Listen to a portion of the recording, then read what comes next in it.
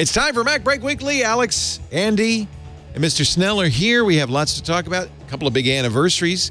Keynote was announced on this day 20 years ago. So was Safari.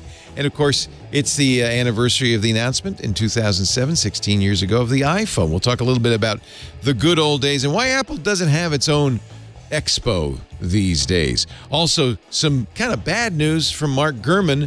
Well, good news if you like AR/VR. Bad news if you want to get a Mac or an iPad.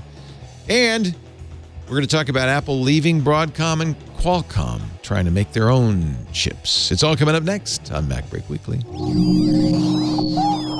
Podcasts you love. From people you trust. This is TWiT. This is MacBreak Weekly, episode 852, recorded Tuesday, January 10th, 2023. Lumberjacks in love. This episode of MacBreak Weekly is brought to you by ZocDoc. When you're not feeling your best and just trying to hold it together, finding great care shouldn't take up all your energy. Go to ZocDoc.com/MacBreak and download the ZocDoc app for free. Then find and book a top-rated doctor today. Many are available within 24 hours. Thanks for listening to this show. As an ad-supported network, we are always looking for new partners with products and services that will benefit our qualified audience. Are you ready to grow your business? Reach out to advertise@twit.tv and launch your campaign now. It's time for MacBreak Weekly from the beautiful TWiT Studios, brought to you by ACI Learning and IT Pro. Hello, everybody. I'm Leo Laporte, and it's a beautiful day for baseball. No, it is not. Jason Snell will confirm that from sixcolors.com. Are you flooded? I'm not, but it's definitely my lawn is very well watered. Yeah. You have a lawn, which is impressive. Yeah. It's a small one just in the back. We ripped out our lawn in the front of the house, but there's a little tiny one, and it is hydroponic right now. Yeah. Floating. We've had 3 weeks pretty much of nonstop rain in California, which means almost the entire state is under flood watch. I thought I might not be able to get to work, but actually they must have cleared the drains because there wasn't. we weren't blocked off of work. That's Andy Ihnatko. He's getting rain too back east. Actually, we've peaked into the 40s today. Woo! So this is why I'm wearing these short sleeves. Summertime in New England. Exactly. Yeah. There are a lot of people in New England who are like, damn it. There's a race in New England for some people to like, no. It's December. It's only 42. It's only 38 degrees. I don't need to turn on the heat for the winter yet. And so it's okay for them to be everybody like 52 degrees in the living room, but we're not turning on the heat yet. And a lot of people are like, oh man, I turned on the heat. It was only like one night of 18-degree weather. Why didn't I hold out?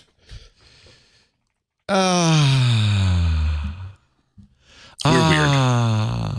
You need an 8-sleep mattress pad. That's what you need. Maybe.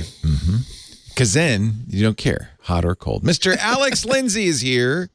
8-sleep is a sponsor. I shouldn't give him the free plug, but I'm thinking about it because it's really nice on a cold or hot night, and cold is what we got. Alex is from 090.media. That's his day job. Or is it the other way around? Office Hours Global is his day job. And 090 is what is his night job. I do that first thing in the morning. You do that before? Wow, you get up that early. Yeah, the show, our little daily show is 7 a.m. to 9 a.m. So I did it specifically because I have a day job. So I was like, I can do this if I do it first thing in the morning, and then I go. Nice. I change my shirt and go back to work. But Office Hours never sleeps because there are many, many people and they keep it going all day and night. It's incredible. 24/7. Yeah, the after hours and office hours and all kinds of hours. Yeah, we've got Renee Ritchie's going to be joining us next week. He's going to be on Monday. I don't understand that. Exactly. He said he couldn't do MacBreak Weekly. Now I'm starting to. He can do. He's talking. It's as it's ad hoc.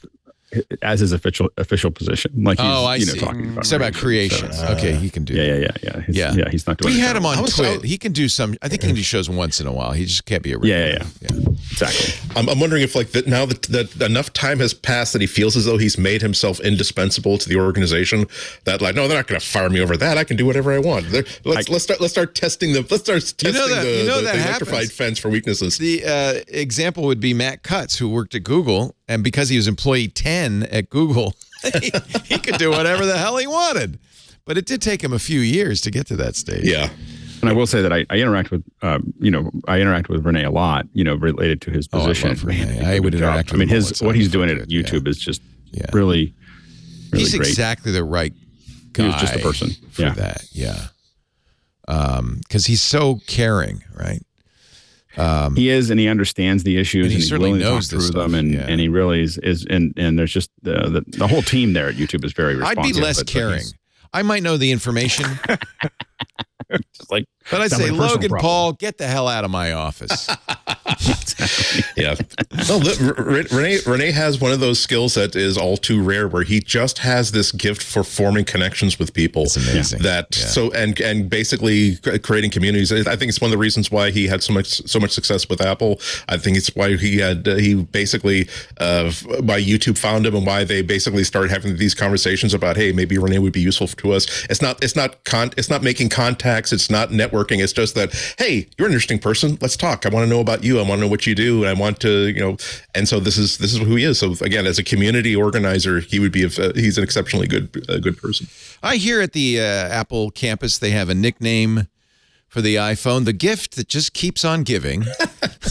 For us here at MacBreak Weekly, the iPhone is the gift that just keeps on giving, because twice a year we get a story about the anniversary of the iPhone. Oh, man. The iPhone was announced at Macworld Expo on January. What was the day? January 9th, maybe? January 9th? It was like around this time. Yeah. Because this is the 16 anniversary. years ago.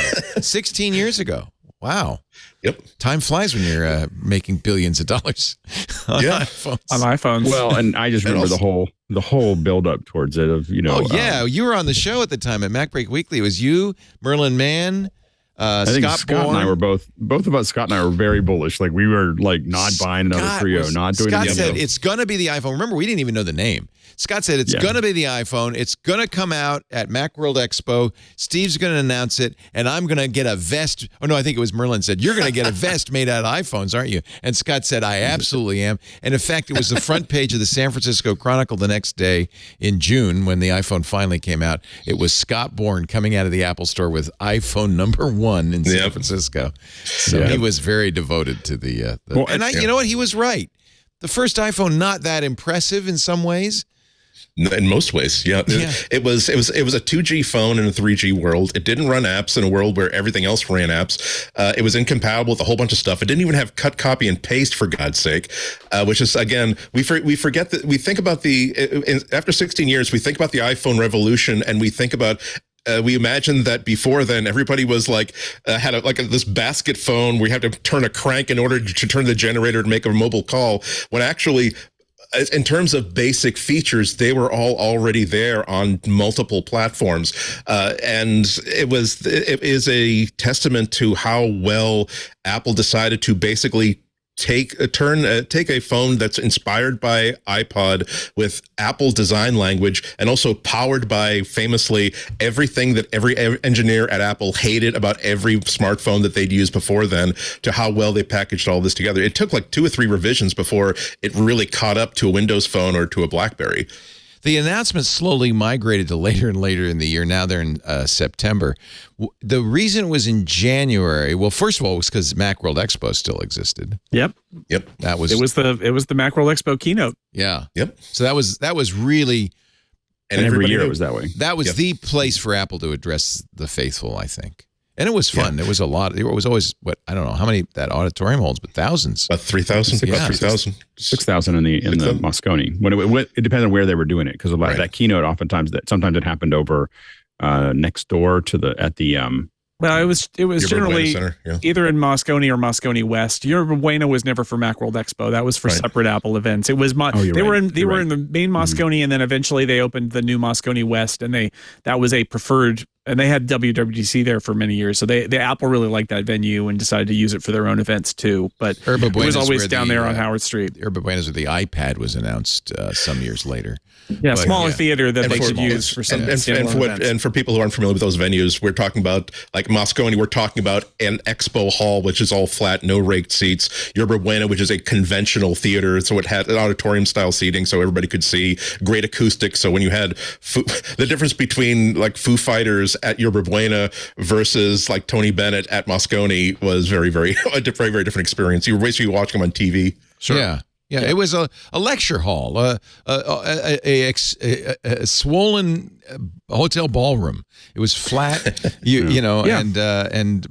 it's funny. There's also an anniversary of the Safari. We'll talk about that in a bit. And Don Melton says, and I was surprised to hear this. It was hard to get tickets to the keynotes. I thought, oh gosh, the whole team gets to go because there's a lot more room, and when you have 3,000 seats, but still there were so many people who wanted to see these keynotes.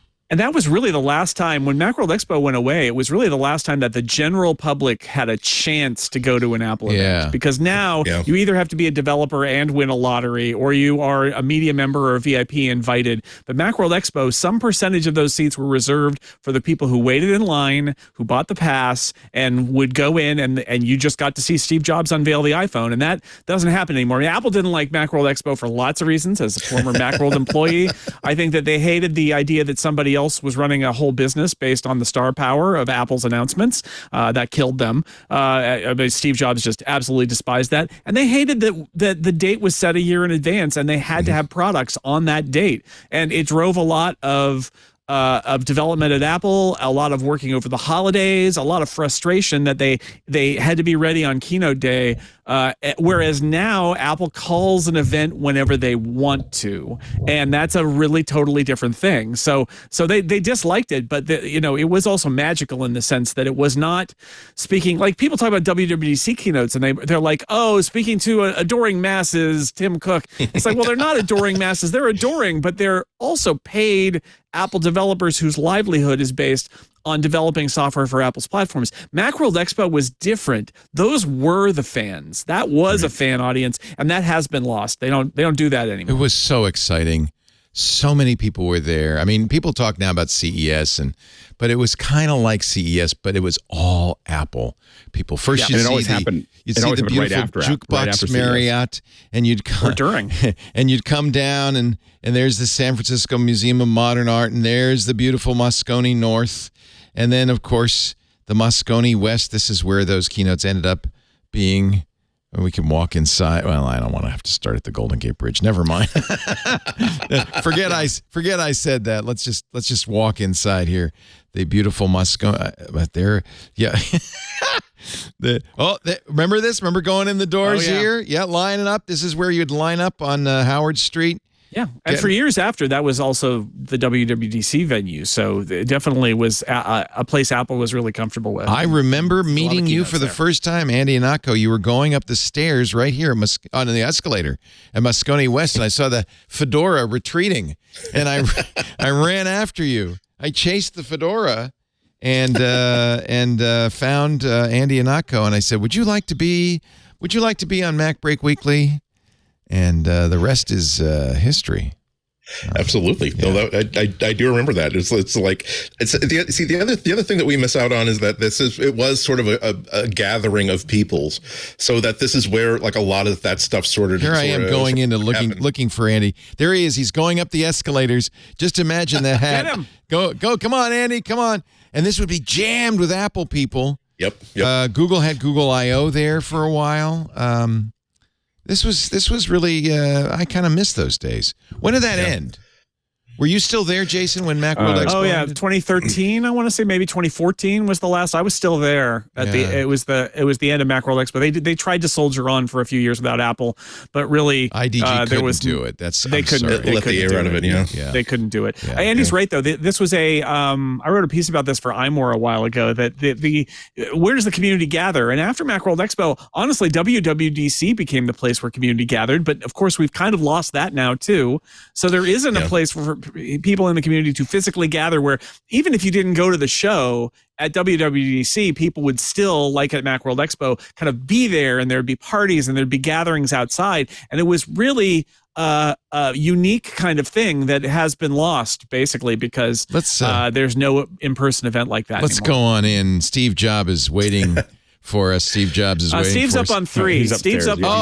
This is the exhibit hall. Oh, I went the wrong way. How many times have you done that at Macworld? Yeah. Are we playing Duke Nukem? I already went up one flight. This is what happens when the place is empty for a long time. Someone can spend a lot of time mapping it out. Yeah, you can go in the back and there's the Macworld stage, and the Macworld editors are you probably have. Crowds. I wonder if you have kind of dystopian memories of this, a little PTSD from all this. Man, yeah. Well, I mean, it was always that the cycle of it for Apple people. I think the cycle was it was over the holidays. For the press, it was always like after and CES, it's still like this, which is New Year's is great, but then you're into the grinder immediately, right? Whether it's CES or Macworld Expo or both. I mean, my poor pal Dan Morin, where was he 16 years ago? He was at CES. We sent him to CES when the iPhone was announced. Poor guy. I remember that was awful to have to make that Hobbesian choice between. Yeah, so it was. Yeah, so I don't miss the days Sal where Segoyan is about to take the stage and do an Automator demo here. Oh, this is so exciting. These were fun. These were really fun. This is why neural radiance fields were invented, for exciting faux drone shots exactly like this. By the way, the ceiling height in Moscone West, second floor, room 2000, 26 feet. Just in case you're planning to bring in a very big demo. Yeah, This is a walkthrough that Moscone does, I guess, so you can kind of get ready for your show, your event. We always wanted to do these, and we never had the time. There's so many shows. I'm sure that this was done during with COVID money. Yeah, you're right. Yeah. Like this is like what you do when you have money but you can't do events. Is you do something that really gives you, and it's really good. It really helps you figure stuff out. Very good. Accurate reflection of the last couple of years of Macworld Expo, actually. Yeah, that's what it looked like. I think that's when they shot this. Yeah. And very few lines. I honestly think that Apple kind of blew it. That there really should be still, even today, when it is a much more mass appeal product and many, many more people, the core hardcore fans that you would see. There was a party. There was a band, right? A Macworld Expo band. Yep, Paul Kent and we used to put together like with Chris Breen and other people who had secret Mac journalists who had secret musical talents that they would. Andy would have his ukulele and play with them a little bit too. I remember that. Chris Breen used to talk me into singing songs that I had no business singing, and I would spend like a month having to rehearse them because I know you want to hear me say this, but this is so out of my league. Is that how you know Prince's Kiss so very well? Is from those days? No, that's by the way was off of my pitch tapes to him. It's like, please let me. I got the Tom Jones shirt. I'll get my hair permed and everything. That was in our best of, Andy. I just want you to know. Of course it was. Of course. Yeah, you're right though, Leo. Like Disney has D23, which is like a fan event where they make announcements and stuff, and they really kind of drink in the fact that there are hardcore fans who love Disney and all of Disney's products, and they use it as a marketing tool. It's also a money-making event. And I've had that same thought, which is, I know it maybe doesn't feel like Apple, although Apple is very different now with all of its services and all its TV and movies and all that. It is like they are kind of leaving something on the table by not doing their own fan event, but I feel like they think it's beneath them. But Disney doesn't. Yeah, I kind of think it is. Well, nothing's beneath Disney. You've seen their programming. I think Disney is the exemplar of how you should honor a fan base. I think that's exactly what they should be doing. I'm uncomfortable with D23 because it takes something that I think that is kind of honest, which is, hey, we are an independent organization of fans. We want to put on a fan con, and basically it's run by the fans. It's done to the fans, done with the fans. Whereas, hey, we're trying to monetize and organize our fandom and make sure that we can market to them in the most direct and efficient way possible. And if Apple were to do that, I think it would be fun, but it would already, I think there's way too much fandom going on where people are just Apple, you are. Let me get this straight. You are fans of a $2 trillion company that has an immense amount of power in this world, but they are fans. They are fans. Yeah, It's just a cynic in you. Don't be fans. Do you know how many Disney podcasts there are in the world? But they're an entertainment company. They're not building technology that's for consumers. I just think that it helps a company like Apple to like not stay on the right path. That's all I'm saying. I think. Except they also have movies and TV shows now, right? Like, except you could, it's Ted Lasso Fest and Severance Con and whatever else. But I mean, and Mythic Quest Con, like they have all of those too. So it's getting. I agree with you, except it's getting real blurry these days. So we go cosplay as the Aqua interface. Is that it? Everyone's got to be like big inflatable blue buttons. Wouldn't you go if there were a Macworld Expo coming up? Well, and I think the question is, do we need? Go ahead. If they were a Macworld Expo, kind of like the old one, where you go to the back of the room and there are all these kiosks with independent developers who want to show you what they've been working on and they've been very proud of, learning about things I didn't learn about before, and in a place where they know that they're going to be talking to fans. I mean, a lot of Apple would speak to you, and the Apple team would, be there, and I just think it. That's maybe the problem is it's too big. Is it just too big now that you can't do it? It's so many people, 1 million people would show up, and well, I mean, you just say this is how many we can fit. There's only so many tickets, and then I think that you could fill up Moscone with a huge expo. I don't know if you need the sessions anymore. I don't. I think you could get rid of the sessions and put those all on video and have some, but you could have some great Q&As. Like, what does Comic-Con do though? Comic-Con has panels where you meet. And D23 has panels where they bring out the stars of their shows and all of that. It's not educational, right? Like that is a thing that Macworld Expo did honestly to sell a more expensive pass that had education in it. That was the plan there. But they do Comic-Con and D23 and all of that. Like I think it's actually quite telling that Disney, like Apple, rather than just going to Comic-Con, has its own event that they do themselves. They control. Right? They get every dollar they can get from it. Why are people like? Exactly. Why are we allowing people to make money off of conventions where people come up dressed as Iron Man? We should have our own convention where people come dressed as Iron Man. Bingo. How about this? What if we had something that was more like a music festival, where there was a main stage where Apple uses its contacts within the music industry to have really good acts like for 2 days. Next to that is like a show pavilion that has a lot of like what we want to keep from the old Mac world, and also for the fandom stuff, and also for Apple to be able to say, hey, we want to. I'm this engineer, and I've behind the scenes I've been cleared to talk about the following 19 things and not 20 of them. But hey, well, I'm going to talk to you about what it was like to try to develop the AirPods, because a lot of those stories are getting lost, and that's the sort of fandom stories that I think would be very, very positive, as opposed to making people into more obedient and loyal customers, which is the only thing that I fear about that kind of a fandom thing with D23 and an Apple show. What you could do is Mac Fest. We should start it. We're all going to start Mac Fest. We'll call Paul Kent. As Paul Kent and Macworld learned, without Apple, it's not the same. It was a much smaller. It was a much smaller Apple than it is now. And again, I think that the hard part is that the sessions are really painful to support. I've supported a lot of sessions in Moscone from a lot of different companies, and that's a huge cost, a big overhead, where you could have an expo that is much more efficient, and then do other things as I said. And again, you can command a bigger, if you're doing concerts and stuff like that, you can make it $100 ticket, $150 ticket. You do $150.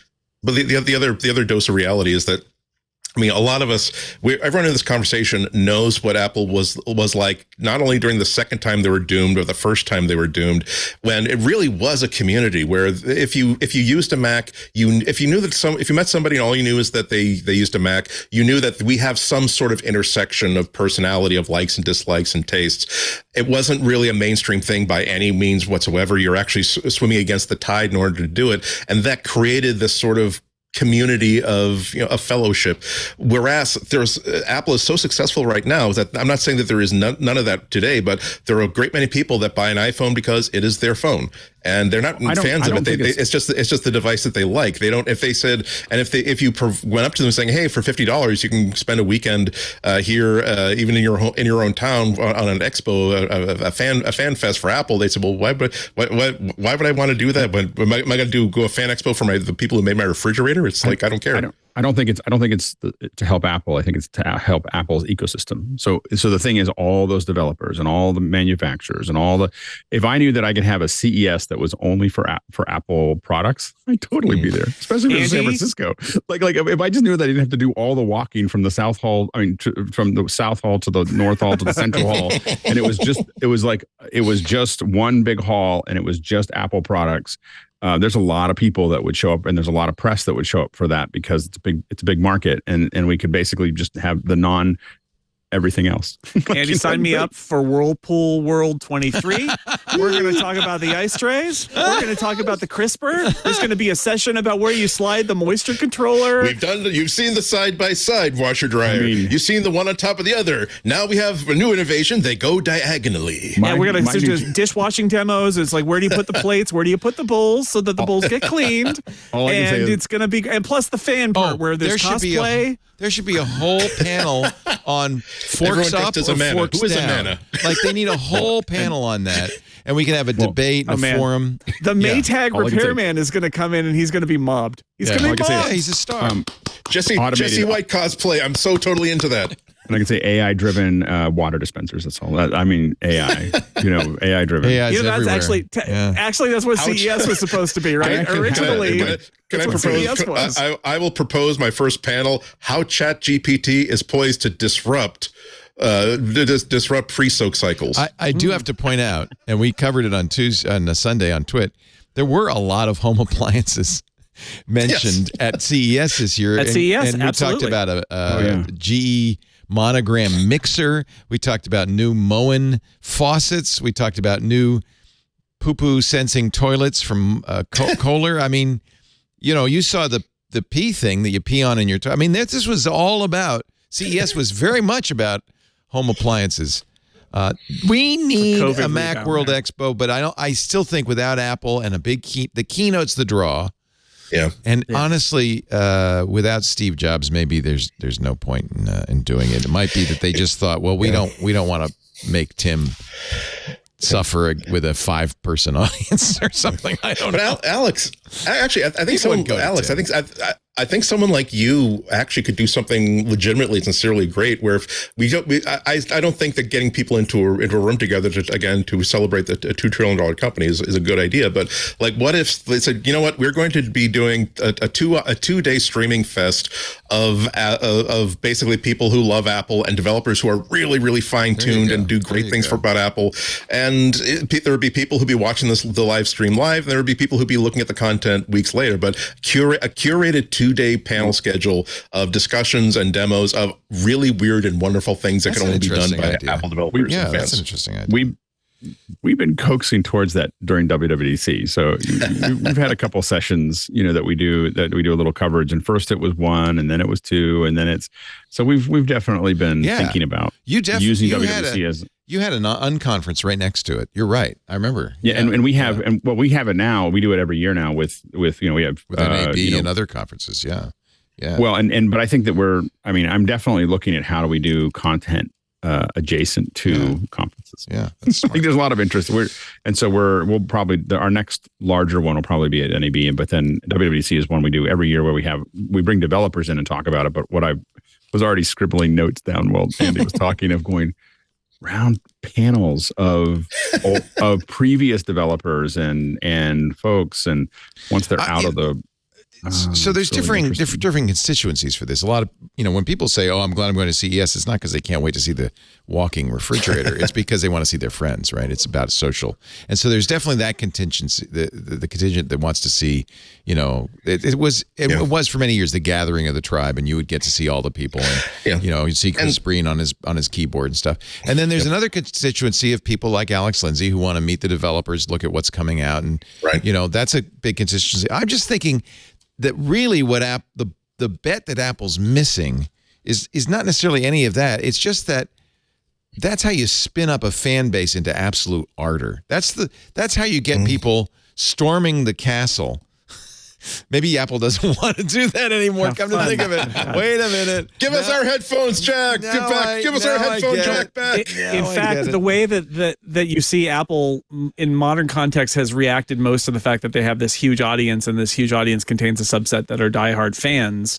The only real, I'd say, example of them catering to that is self-serving too, and it's the Apple Park Visitor Center, where they built an Apple store with that observation lounge and the VR thing across the street from Apple Park. And the reason they did it is to give fans a place they could go to. Yeah, otherwise they'd have be hanging on the other outside the side gate. of the security curtain. Exactly right. Going, is Steve in there? No. Yeah.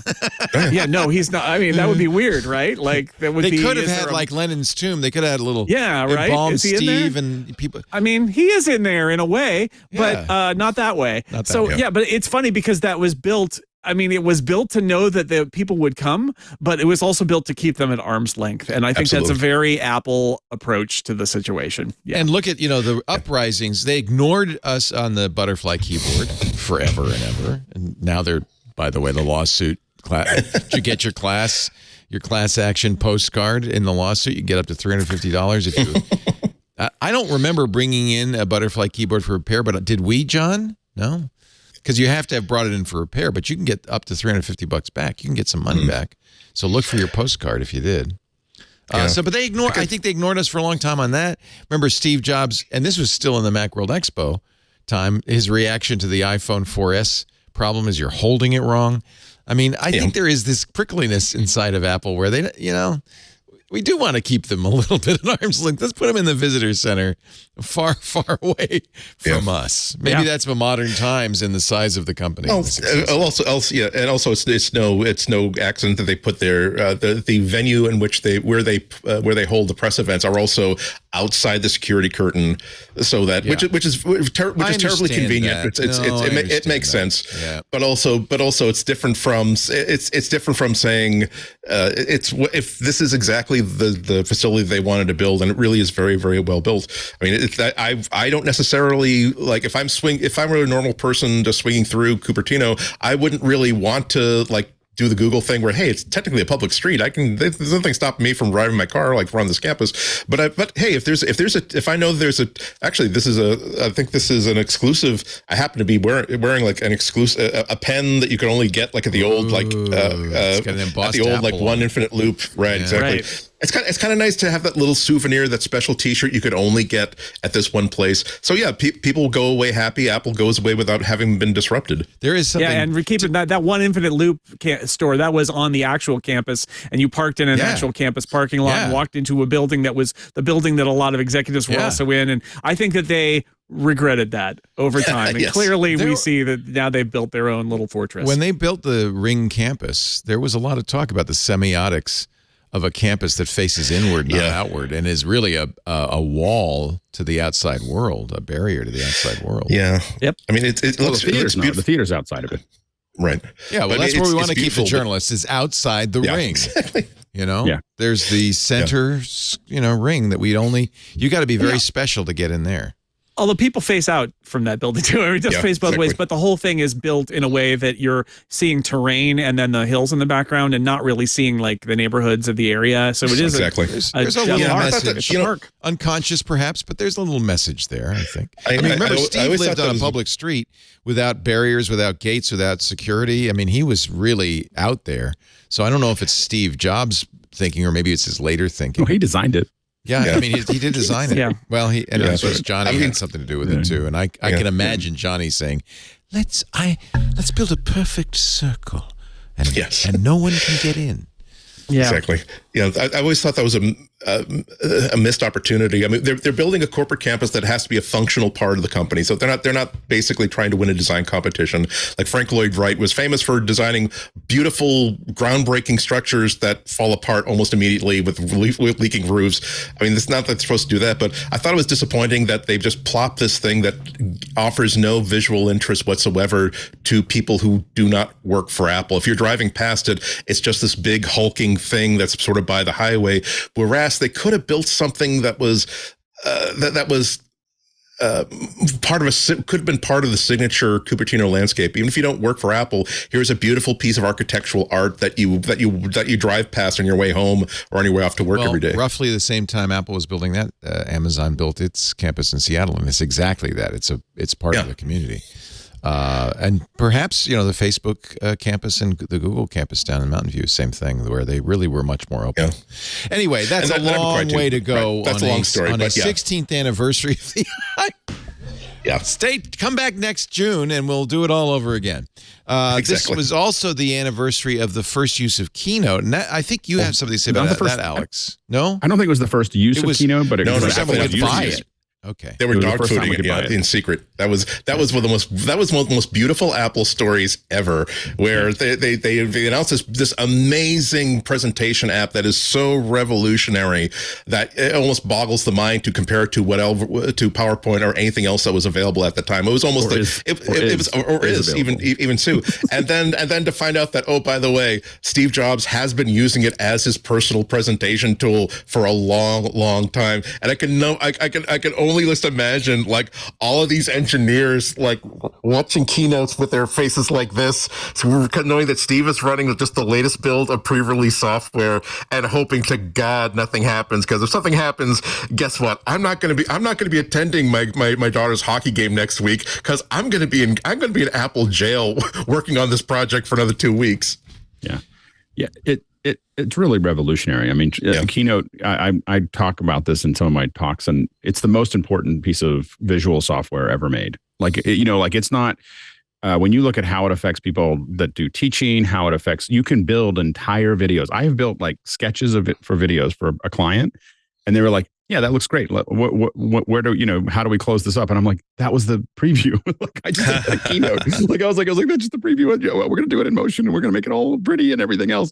And but the ability to build entire whole videos, it has probably moved more money than any other app out there, because in much of Cupertino, or not just Cupertino, in much of the South Bay, they say that it's you have a deck or a demo, and the deck is almost always built in Keynote. It is for a long time, for many years, until people got wind of it outside of the production area. If you gave us anything, we would turn it into Keynote. So it was so much better at playing everything back: the video, the animations, the layout. And so you would give us a PowerPoint. I mean, literally, companies that were very tightly wound around things would give us a PowerPoint, or they'd give us slides, or they'd give us something else. And we'd say, we're just going to prep it for broadcast. And what that meant was we're going to import it into Keynote, and we're going to redo everything inside of Keynote so that it'll play out correctly, so that we don't have to deal with the weird things that your presentation apps do. And so for at least a decade solid, there was, somewhere between like 2005 and 15, or 2006 and 16, it was all Keynote. And it's just so much, it just ran so much better. And the little things that Apple does that makes it different are things like kerning and line spacing is much better, and anti-aliasing along the edges, much better in Keynote today than it is in PowerPoint. Yep. It's a super subtle thing, but it looks more refined. Like literally just typing words into it looks better than it does in PowerPoint. And it's a weird thing. So it has that Apple touch to it that makes it very refined, but it has so many tools that I think most people don't use. I was just spent this morning, someone gave us a deck for what my wife does, and I said, let's fix this. So I started like going through all this stuff and make sure to do it this way, make sure to do it that way. And I think that, but it is again, it's probably the app I've used the most. I use a lot of visual apps. It's the app I've used the most in the last 20 years. I think it was really instrumental in introducing the sort of smart guides and smart alignment, all those things where you move things and it marks you and says, this is centered, this is aligned properly, this is aligned to this object. Yeah. It's so good. I worked in a company that everybody did these PowerPoint presentations. And so I was living that double life where I had to do some things in PowerPoint and some things in Keynote. And the ones I did in PowerPoint, every time I'd be like, I cannot believe how bad this is, and that this is the standard. And Keynote was so good, like so spectacular, and is so spectacularly good. It's just, it's one of my favorite pieces of software. ever, and I don't make as many keynote presentations as I used to, but boy, it just like all the details, and you could tell like it was invented in part for one user who sweated the details. And so that's what it does. It was. I mean, I used to give like at least a presentation a month, like to a user group or to a company or as a keynote. And before Keynote came along, I was the person who just had just a sheet of paper with a handwritten outline that yes, I worked a long time on, but the idea of turning that into a slide deck was so cumbersome and such a pain in the butt, especially making changes on the fly, which is something that I almost always do up until the last minute. And then having Keynote where it totally flipped the script, where I was actually planning out my ideas in Keynote, and then thinking, actually, it would be easier to make this transition to from this concept to another if I actually did a visual transition from one to another. The idea of saying, here's where I want this object to start, here's where I want it to end, here's what I want to happen between that start and that end. And it's not, 5 years ago, you would have been accused of, oh my God, you spent all your time designing this incredible piece of computer art instead of actually focusing on your ideas. Whereas this, with Keynote, it was no. I was rehearsing my talk in the hotel room 2 hours earlier. Oh yeah. I changed one slide, then realized that, hey, wouldn't it be cool if this line actually that was on the top of the previous slide slid down to the bottom to basically give people an eyeball transition, and that's what I did. It's amazing. And there's so many transitions. I mean, I raised $1 million with a one Keynote deck, and it was, and part of what made it work was that there was a whole bunch of people before me that were all presenting to the same group, and they were one actually did it in Excel, which was kind of amazing that they did it, but no, I wouldn't recommend it. But there were a lot of PowerPoints, and they were all the PowerPoint kind of things that you're used to, death by PowerPoint. And then I had this super visual one that just like, and all those transitions and all the moves and breaking, animating in, animating out. And I was the only one that anybody talked to at the end. And and the main thing is that that's when I really got the power of being able to build a good deck. Yeah. And it was, and it does make it, really fun. And I think that, at 20 years old, this year, next year will probably be the biggest year for Keynote, because I think that Apple's going to release, 3D support. There's 3D support in Mail, in Messages, in Motion, in Final Cut, in the, on the OS. I mean, at some point we're going to be able to drop models into it and rotate them around. And when that happens, it's going to be the only app for a while that does that. And it's going to change a lot of things really fast. Do you think that's an opportunity for Apple to create a new style of presentation where it's not based on a slide deck, it's based on here is how to create a presentation video, where there's not even the pretense that this is a sense of slides that you're going to be going through. This is a video you're going to be creating with talking points during the middle of the video. That's how I do it now. Like that. Yeah. That's how when teachers ask me, what should I learn? Should I learn iMovie or Final Cut to do movies for my students? I'm like, Keynote. That's how you do it. And so what you do is you put all those pieces in, and you say export as QuickTime, and you can export. Here's the tricky thing in Keynote. You can export with alpha channels in Keynote. So you can actually set it to ProRes 4444 and export it out with if you want to comp them over other things. There are things that I've done in regular sales things that basically I'm doing a whole bunch of stuff in Motion, but it's actually easier for me to do this 6 seconds in Keynote. So I'll just switch over to Keynote, build what I want it to do, and hit export because I want some stuff to drop down or something. And the behaviors in Keynote are better than anywhere else to do that. And so I'll do something really quick in Keynote, export that as a movie, drop it into Final Cut next to a whole bunch of things with Motion, and so it's and to your point, most people don't know that it is an incredible video creation tool that's already built to do all of those things. But I think the next generation will be when you start seeing 3D models. You might send something to someone, publish something out of Keynote or out of Pages, and someone's going to be able to tap on it and have it appear on their desk. So like they can just see it as an image. But if they tap on it, they're going to get to visualize it as well. And I think that Apple has missed that boat for a decade with books. What they should have done is redefined what books are instead of trying to compete with Amazon. And hopefully this is going to be their ability to kind of come back to that. So it's exciting. I think it's been a great 20 years for me using Keynote.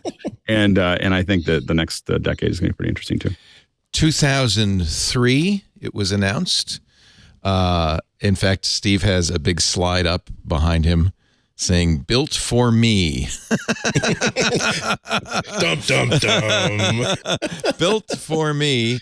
It wasn't and a lot. Go ahead. A lot of people say the best software development or the best product development is someone scratching an itch, and when that person happens to be the CEO of a very visual company, no kidding. Also announced in 2003. But was this? You think? What do you guys think? Was 2003 kind of peak Steve Jobs? Because they announced quite a bit in 2003. I think you can't. 2006 has to be the peak just because of the iPhone. Yeah. That was, I mean, any of us who were there, the glee in his eyes, the knowledge of the surprise he was, even though people knew that this was going to be an iPhone announcement, the glee that he could finally talk to 6,000, 3,000 fans about this thing that they've been working on for years and years and years, the devilish, almost impish way he's just, we haven't set up a phone call with Starbucks. We're just going to call this person, and and this person who answers does not know they're going to be part of one of the most important presentations in tech history. I think that is absolutely the pinnacle of Steve. 2007 Keynote is hard to argue hard to against. beat. Yeah, we're just all lucky that we got to see those. Exactly. And even the 2010 Keynote, the iPad for the iPad too. Release. He was at low power, but already kind of ill. So, but same still, sort of thing. Yeah. I'm just thinking, this 2003, they announced so much stuff. So they also announced Safari, which kind of took everybody off guard when they announced Safari. Don Melton had a great post. He was he the executive in charge? Is that no? He was the developer of WebKit. This guy wrote it. Okay. Yeah, he and a couple of other people. Yeah, Don. Okay. He was working, working, and I know Don a little bit. Under Scott Forstall. He's retired now, but yeah, he helped make this thing that. It's funny. I wasn't as surprised by it. I remember the day before Macworld Expo, we were talking about this. I was visiting with Adam Engst from Tidbits, and we were talking about it. And it was very clear that something was going to happen, and there were the rumors about the Apple web browser. And the reason it made sense to me at the time, and we got to go back, right? Like 2003, oh my God, the world was so different than it is now. But one of the big things about it was Internet Explorer was the default browser on the Mac. Right. And my first cover story at Mac User Magazine back in 97, something like that, was about what the best browser for the Mac. And it actually, IE was the best browser. It was better than Netscape. It came in, it was fast. But by 2003, it was slow, and it was worse. It was slow compared to IE on Windows. And so anybody who did a Windows versus Mac comparison would fault the Mac for being bad at the internet, specifically bad at web browsing. And keep in mind, the iMac is out there. Apple's really trying to make a go of it, and yet one of its Achilles heels. And when we think about Apple's core philosophy, that what you don't do is let somebody else control a key part of your business, that one of the, if not the root of that, is that a key part of the Mac business was the IE code base that Microsoft didn't really care about that much, and it made Apple look bad and the Mac look bad. And that's why they did Safari, is because Apple said, we have to have a good web experience, and Microsoft doesn't care that they like that the Mac is worse at this. And I don't think it was an active sabotage of the Mac, but the fact was that Microsoft cared very much about the Windows IE experience, and on the Mac, whatever, we'll have something there, and yet the Mac was being judged based on that, and that's why Safari came to exist. And speed was the number one priority, because they did not want to look bad compared to Windows. I remember in those days I never used IE. That was awful, but we were using weird stuff like Chimera, remember that? And iCab. I was going to say Cabot, but sure. iCab. There were third-party ones, most of them based on Gecko, the Gecko engine. Wasn't Firefox yet? It was something Mozilla or Netscape or something. And Netscape, right? Netscape, yeah. And there was definitely a market for third-party ones, but there wasn't a great browser. What did you? And IE was preloaded and on by default, right? With. So it was when you reviewed a Mac compared to a PC. That's what you would review it based on IE, and IE wasn't at that point was just not very good, and certainly not as good as on Windows. There was no Chrome at the time. Yeah, there was for Linux users. There was something different. It came with a KDE desktop called KHTML. It was a HTML browser, and as Melton tells the story, Apple bravely at the time, because Gecko was the big dominant engine at the time, chose KHTML and open source. Oh yeah, there's Camino. Oh, I guess that was Chimera. Camino. Camino is what I used. Yeah, I used Camino. So people thought that Apple, if they were going to do a browser, would use Gecko because that was dominant. But no, instead, and actually I kind of honor them for this, they looked around and found KHTML. And in fact, Steve said at the keynote, we based Safari on an HTML rendering engine that is open source. KHTML and KJS, the code inside KDE's Conqueror with a K web browser on Linux. In fact, this a little bit annoyed me. Don said after the keynote was over and Safari was announced, I sent an email to the KDE team to thank them and introduce ourselves. It's like, dudes, if you're going to fork a project, I guess this is Apple secrecy, right? But if you're going to fork a project, it's kind of polite to say, hey, we're forking on it, and maybe even giving them a chance to participate. WebKit is based on that. We're still using it. Mm-hmm. So KHTML became essentially WebKit. And even Google stuff is a branch of WebKit that has now gone and been its own thing. So in some ways, this ends up being the origin of sort of modern web browsing is this moment. Yeah. He talks about sitting on the day of the actual keynote. Only a few of us from the Safari team were in the audience. Employee passes are always limited at these events for obvious reasons, but we did have great seats just a few rows from the front. But he says you didn't want to be too close in case something really went wrong. Within throwing distance, yeah. Apparently, that is not a good thing. 6 minutes, 32 seconds. Sounds like he had a timer running. Steve talked about Safari on stage. He says, for that time, I don't remember taking a single breath. He was just saying, stay online, stay online, stay online. But it worked flawlessly. Steve put up a big slide with one word, KHTML, 6-foot-high, white letters and a blue background. If you listen to that video, Don writes, I noticed that no one applauds. Why? I'm guessing confusion and complete lack of recognition. What you can't hear also on the video is someone about 15 to 20 rows behind where we were sitting, obviously expecting the word gecko up there instead of KHTML, shout at what seemed like the top of his lungs, what the F? That's great. Yeah, you know Don, huh? That's cool. He does some incomparable podcasts. In fact, now I thought so. Yeah, he's a cranky retired man who is a lot of fun to talk to and swears a lot, so we have to bleep him. But he's an incredibly smart guy, and I think relieved to be retired. But he says, he was present at the beginning. He says he's a recovering programmer. Yep. Yeah, that's about it. Great post at donmelton.com if you want to read about the first day of Safari. Yep. Oh, yeah. No, he said, I'm looking at right now, the blog, donmelton.com, the Safari's released to the world. There's nothing that can fill your underwear faster than seeing your product fail during a Steve Jobs demo. I think we'd all agree this was the right thing to do. Safari lives today, 20 years later, is still a very fast, very accomplished web browser.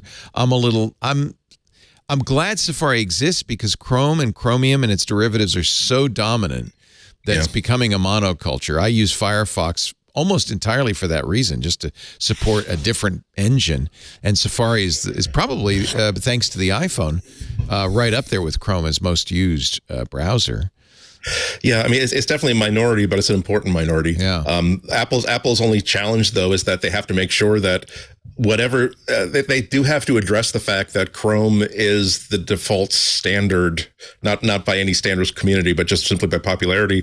And so if Google decides to bless a certain standard, Apple has to put away their opinion of what that standard is and ask themselves, do we want Safari users on iPhones and Macs to have less usability or less compatibility with web apps? Or are we willing to? Do we want to stick our heels in and say no, we're not supporting this, or for whatever reason? And the flip side of that is that web developers have to decide: do I want to knock iPhones out of my user base? And they don't. So it's a push and pull. I mean, as a user of I want to use these WebRTC based like podcasting tools like Zencaster, and they have a whole bunch of little WebRTC and codecs and all this technical stuff works great on Chrome, and it still doesn't work on Safari. Like 5 years later, Apple's just like, we're not interested in that, and that's frustrating, right? Like it is a challenge, but Apple has more upper hand than they did back in the day when IE was so dominant, and that's a good thing. And also the open source thing is a huge thing, right? Like I think Apple had the courage to take KDE and use KHTML as the basis for WebKit, in part because they had had such success culturally with Darwin setting up Mac OS X based on an open source framework, that they thought, well, you know, we could do this. And this was at a time when, like, for IE especially, like, that was the crown jewels. That was stuff that you kept in a vault somewhere. And so for them to pick up an open source project and say, this is the most expedient way for us to get a fast browser, and it's okay, we'll make contributions to the community. And it worked, and they have, and WebKit is richer, and the web is richer for it. I'm still a little unhappy Apple doesn't support progressive web apps as much as it should, and that's really holding it back because Chrome and Firefox, actually Firefox also backed down on progressive web apps, so I can blame them both. I had high hopes for that, but that was a Microsoft Google initiative. Obviously, Apple's less interested. I thought maybe that was Apple's backdoor way of surviving the crackdown on app stores, is by saying, well, you can always make a PW, a progressive web app, and load that on the iPhone, much like in the earliest days of the iPhone. But they don't seem to really like that much. Nevertheless, you know, it's a good browser, right? You guys, who uses Safari here? Oh yeah, I do. Not as my primary. I use it. I have to admit that I use it primarily until I was doing a bunch of stuff with YouTube and so forth. And, and everything that Google does, right? Of course, they test everything first on Chrome. So if you wanted, we needed to make sure everything was doing there. So I got into the culture of doing it that way. I have to admit that with the whole LastPass thing, I'm kind of in this quandary of, do I use? I'm kind of thinking of, you know, moving away from LastPass, obviously, but it's a lot. I mean, I've 10 years of using it. One of the things I have been thinking about is whether, given that I don't really have a lot of PCs, do I need a password manager that isn't just the Apple? Apple's is very good. A lot of people, very good. In fact, all I can do is switch over to Safari. On Sunday on Ask the Tech Guys, we talked about leaving LastPass. Steve did a whole show on it last Tuesday as well. He'll talk more about it this week. You know, his recommendation was, it's time to get off LastPass. So we showed a little bit and talked a little bit about it. But I got a number of emails from people saying, well, can I use the Chrome browser's password store, which syncs? You can actually, if you're in the Apple ecosystem, you can use Apple's keychain. It's quite good. I think it's very secure. And you can even run it on Windows, because you can install iCloud on Windows, and then you have access to the password manager as well. I don't know what you do on an Android device, though. I think you're out of luck on an Android device. It's more fluid for me because, you know, the biggest problem I have is with passwords is when I open up an app and it wants the password that I generated from a web, you know, like it's just not as hard to get. Launch. You know, it's so nice. If you just use the iPhone and the Mac, man, it's Apple's solution. It's really good. Beautiful. Yeah. And it makes good, strong passwords that are nice. And, you know, I mean, you don't have a lot of control over it. With Bitwarden, you can say, you know, upper and lower case. You want, how long do you want it to be? How many special characters? You can do all of this stuff with Apple. It's like, this way, this is it. Here you go. That's a strong one. Take it. And I kind of would like more than that. But it's not. Look, it's very secure. It's very secure. And I don't think you have the same problem you'd have with LastPass. I think the fear with going to, say, Bitwarden or 1Password or Dashlane is, are we going to have the same problem with a leak of the vault? And I think you can probably safely say Apple's doing it all right. Even if that keychain were somehow stolen, it's tied to a hardware secure hardware store. It's very unlikely that anybody would be able to crack that, I think. But yeah. I'd like to actually tie these two topics together and just say that the original iPhone launch and Safari are directly related, because one of the things Andy was saying, it didn't do this, it didn't do that, and that's all true. One of the revelatory things about that, in addition to the fact that it was all touchscreen, and that they had the ability to make an all touchscreen phone and not use that space for buttons. But people forget that touch was not out yet.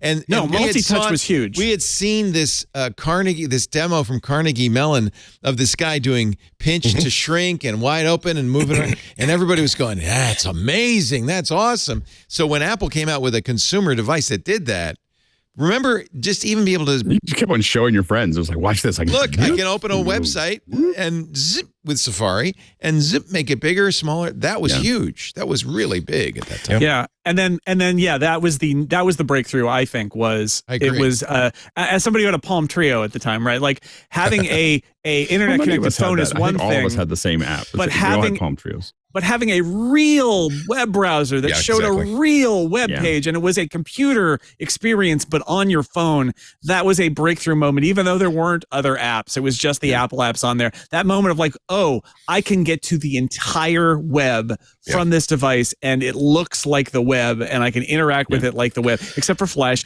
But still, it was a Thank God, except for Flash. Well, Thank God. They killed it. Yeah. And that was the end of it. I remember sitting in Vegas after a CES, and the guy sitting next to me, I said, "What are you doing?" He goes, "Oh, we're rebuilding our whole website, a website that we finished 2 weeks ago." Oh. And I was like, and he said, "We spent 2 years on it, and now we're back to square one." And I said, "Why?" We built the whole thing in Flash. It looks amazing. And he said the CEO opened it up on his iPhone, and it didn't load. And he just said, "Well, why doesn't it? Why doesn't it work? Why does my own site doesn't work on my phone?" And they tried to explain it to him. And he said that wasn't really a question. We chose the wrong framework, boss. Like he was just like, we blew it, boss. Like, you need to solve that. I'd be hopping mad if I were him. Yeah. For the record, the things that remember that Steve Jobs published a very, very famous letter excoriating Flash and saying that there's just you can't make an elephant fly and you can't put Flash on a mobile device, and this is why we're not supporting it. And but the thing is, like later on, a lot of devices were supporting Flash, and none of what Steve said in that letter turned out to be true. But I do appreciate all the reasons why he stood around that. He didn't want to. It was pretty power hungry, but I was using about a year after the iPhone, I was using a couple of different devices that had Flash, and it used power, but it not so it would absolutely kill the battery. Frame rate was fine, streaming was fine. I think it was. I'm just glad there was one guy in the world who didn't care a damn about technical debt and said, "Screw it, right? We're going to throw it all out because it's bad. It's bad." And Andy, you might have been able to tolerate it, but it was bad. And aren't you glad Flash is gone now? It was also a huge security problem. Let me tell you, we spent controlled by one company. Yeah, there were so many things wrong with Flash. It was the wrong way to design a website. It's why you use open standards. It was a bad idea all around. Yeah, but it did suck to have a phone that like would when the prevailing video standard, a lot of content was Flash, to not be able to access that content.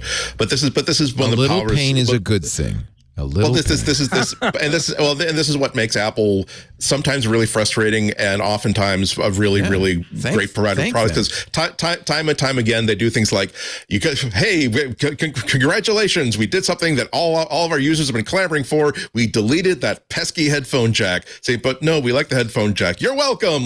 But the headphone, all of our headphones are fine. Yes, exactly. We were the first people to be brave enough to do this. And yeah, exactly. And they'll give a lot of reasons why they did it that didn't turn out to be exactly true. It came down to we are designing this product. We can control the destiny of this product. We think this is the best choice for the future of this product and therefore its users. So the users are going to have to get used to the fact that they're going to have Bluetooth headphones from now on. So here's a question. We are still on the iPhone using Safari and nothing but Safari. Because even if you're using somebody else's browser, which I do, you're still using Safari or WebKit.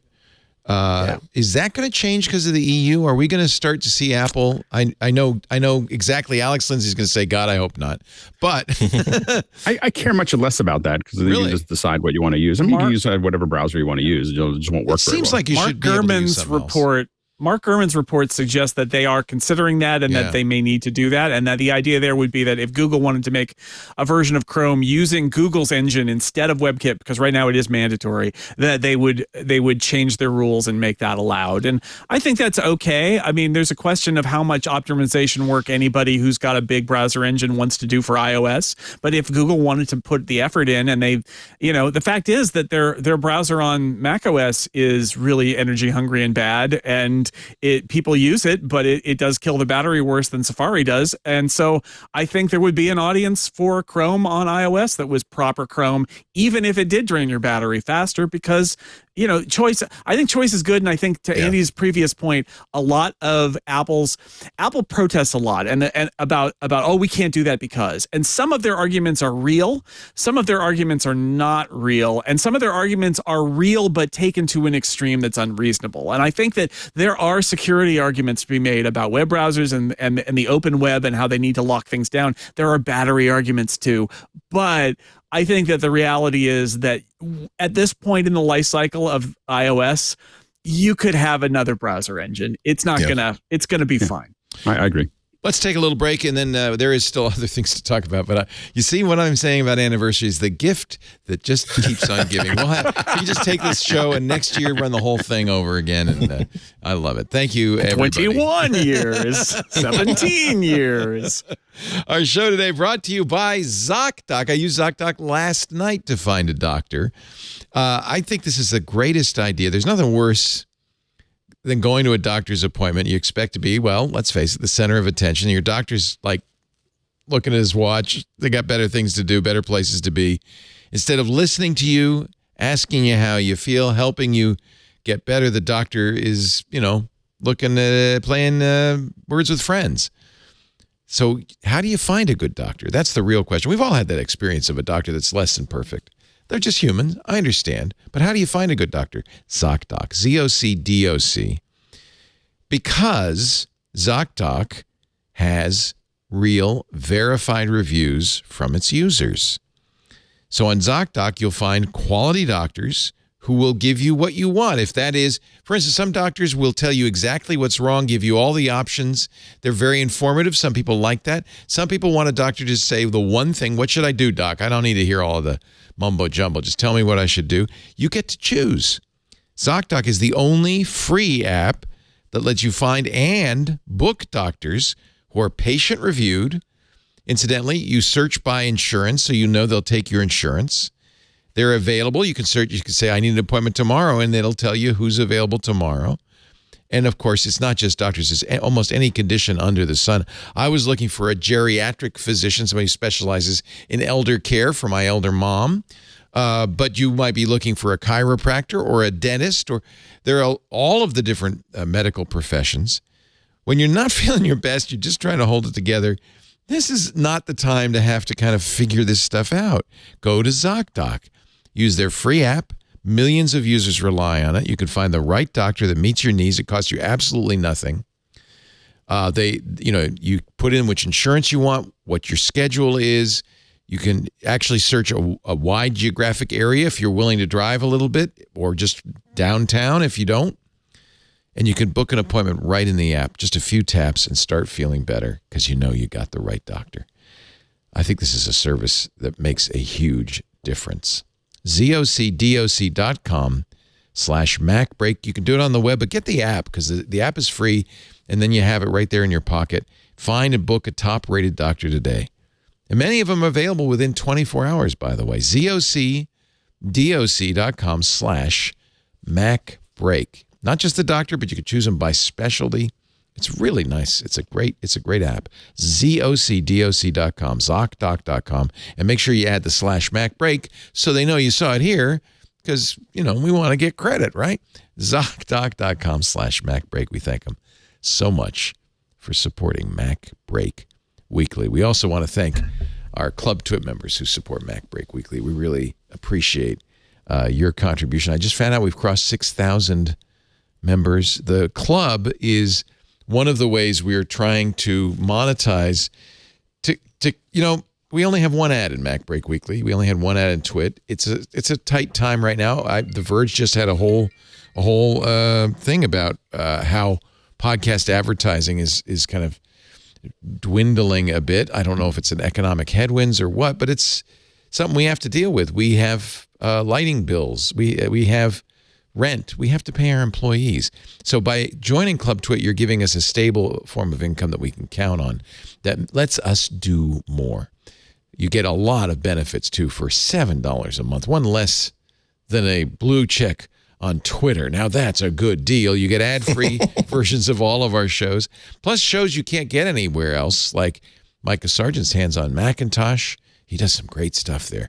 If you're a Windows user, you'll love Hands on Windows with Paul Thurrott. The Untitled Linux Show, the Giz Fizz.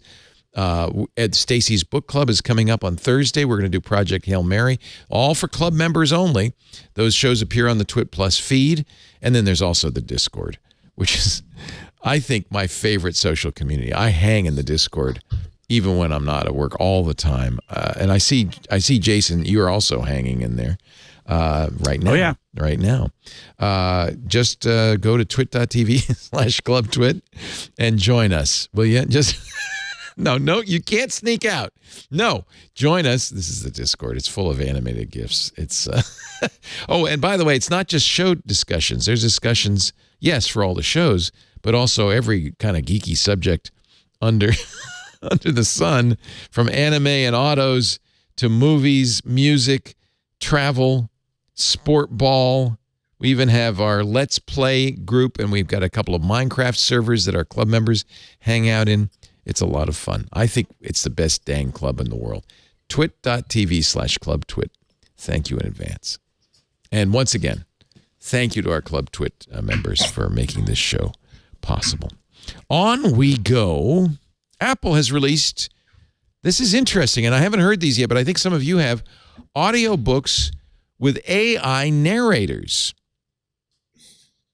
It sounds really good. Does it? Depends. Really? Yeah. Let me. It's. Go ahead. I think I can play some.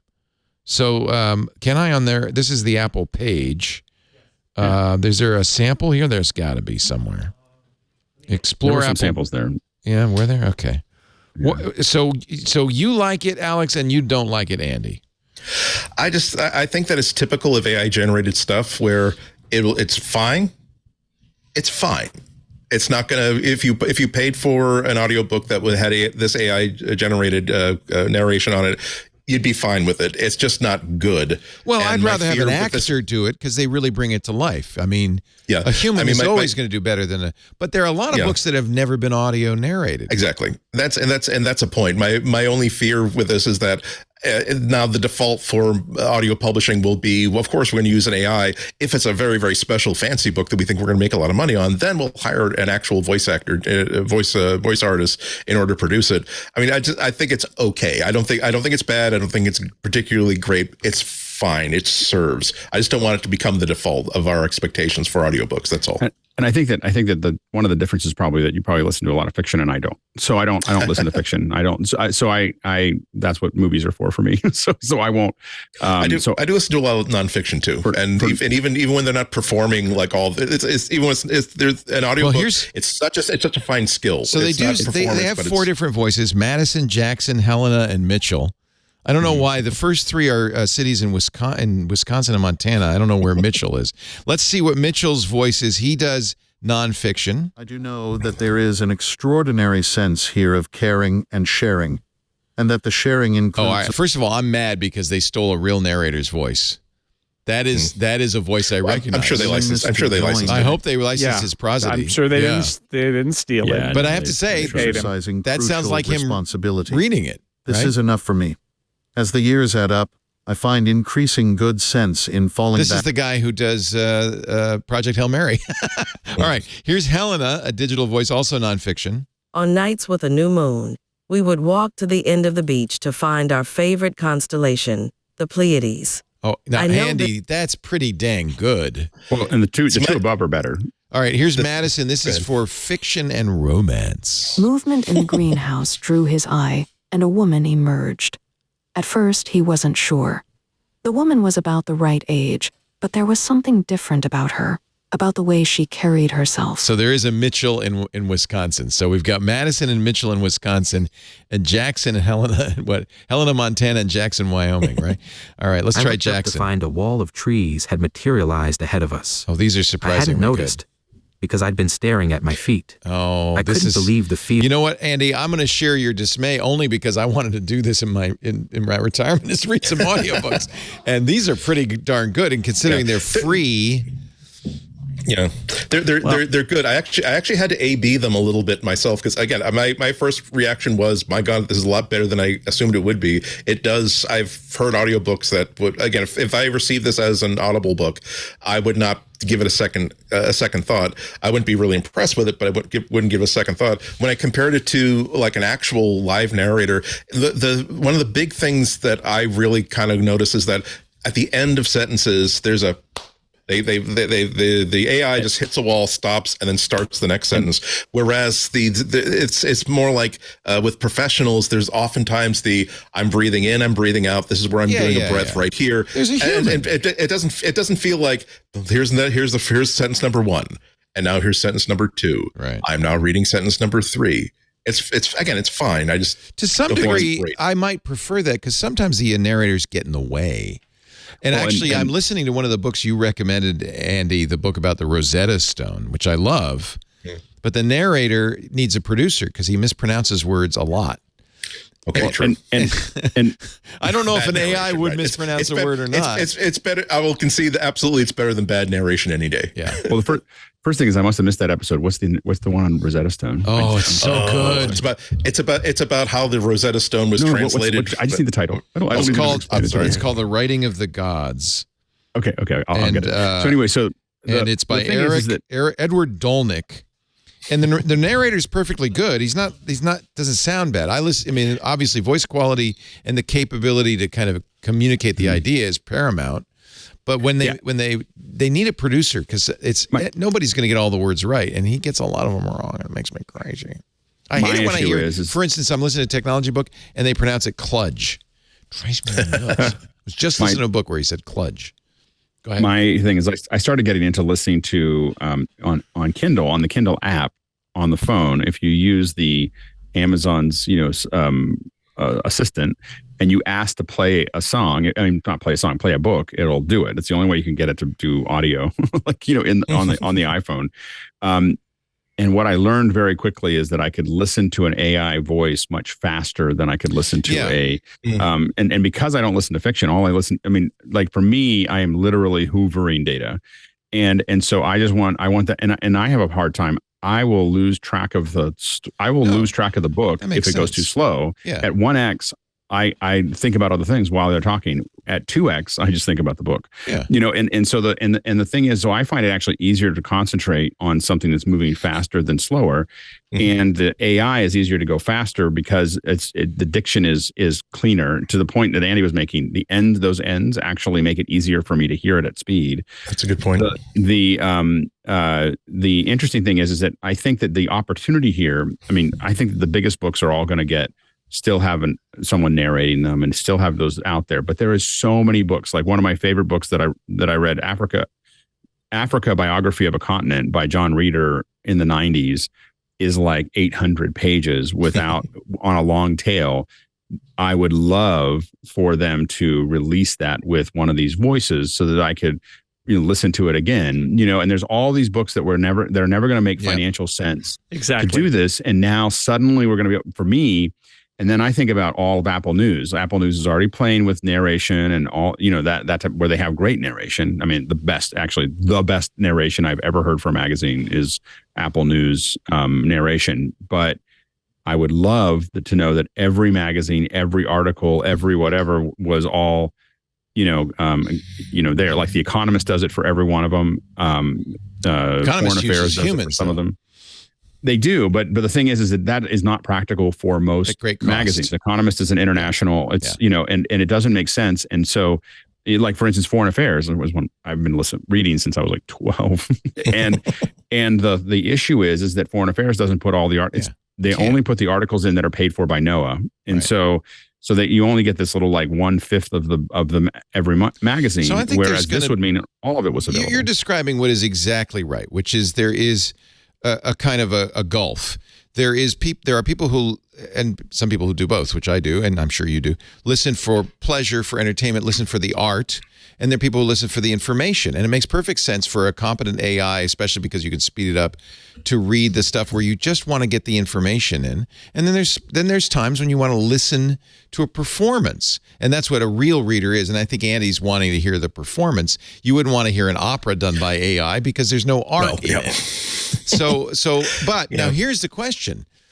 And I hope this stays the case. Right now it's cheap to do AI.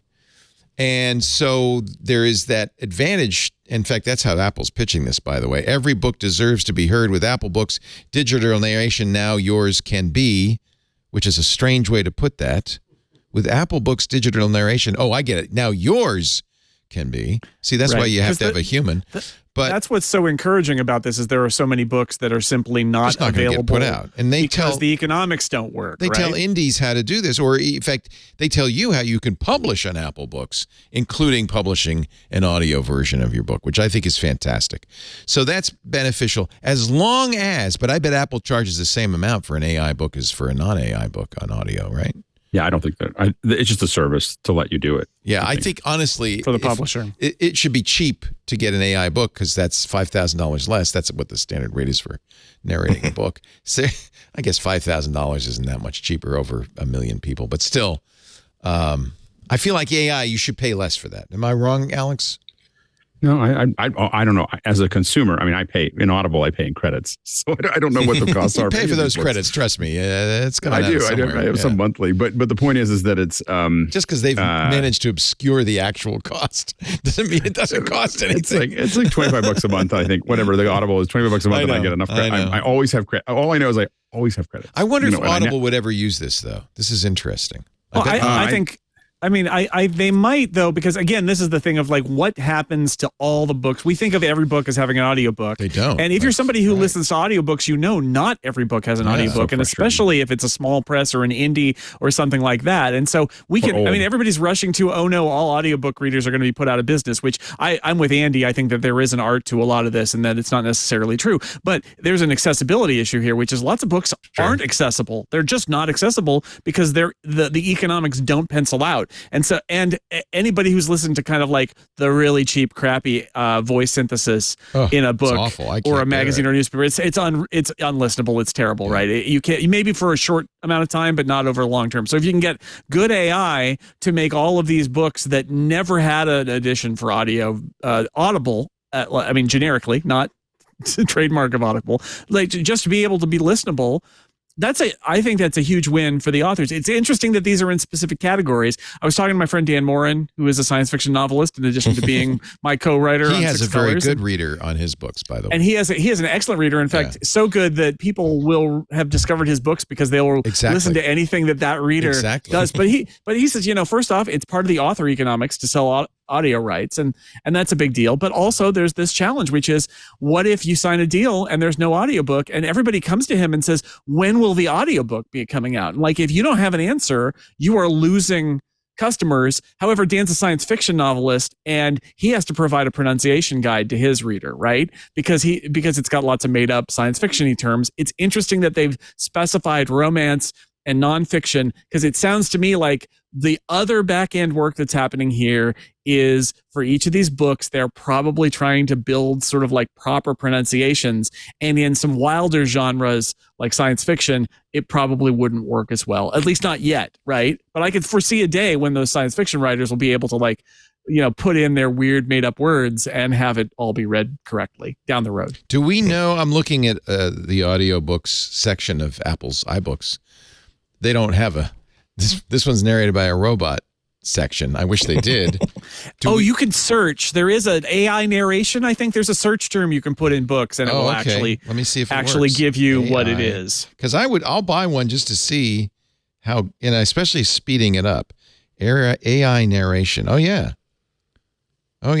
Shelter from the Storm, narrated by Apple Books. It says. Oh, I'm sorry. I didn't realize you were looking. Sorry, I didn't mean to. Shall we listen to this romance novel, Shelter from the Storm, narrated by Apple Books? I like this. So yeah, you can do that. AI narration. I don't know if I want to listen to a romance novel. And again, I look at it like when you look about Apple News, all of those things. No, but all Lumberjacks. The Rebel Princess. Say you love me. Trail of Secrets. The Doctor's Unexpected Family. But like, this is a great example. I found one in here called The Lumberjacks by Donald McKay. And it was, it was shortlisted for an award in 1978. So it's a deep catalog nonfiction book, right? And it doesn't have an audiobook. And so Apple ran it through its system. And now you can get an audiobook for the book that otherwise wouldn't have one. That's great. Is it all about lumberjacks?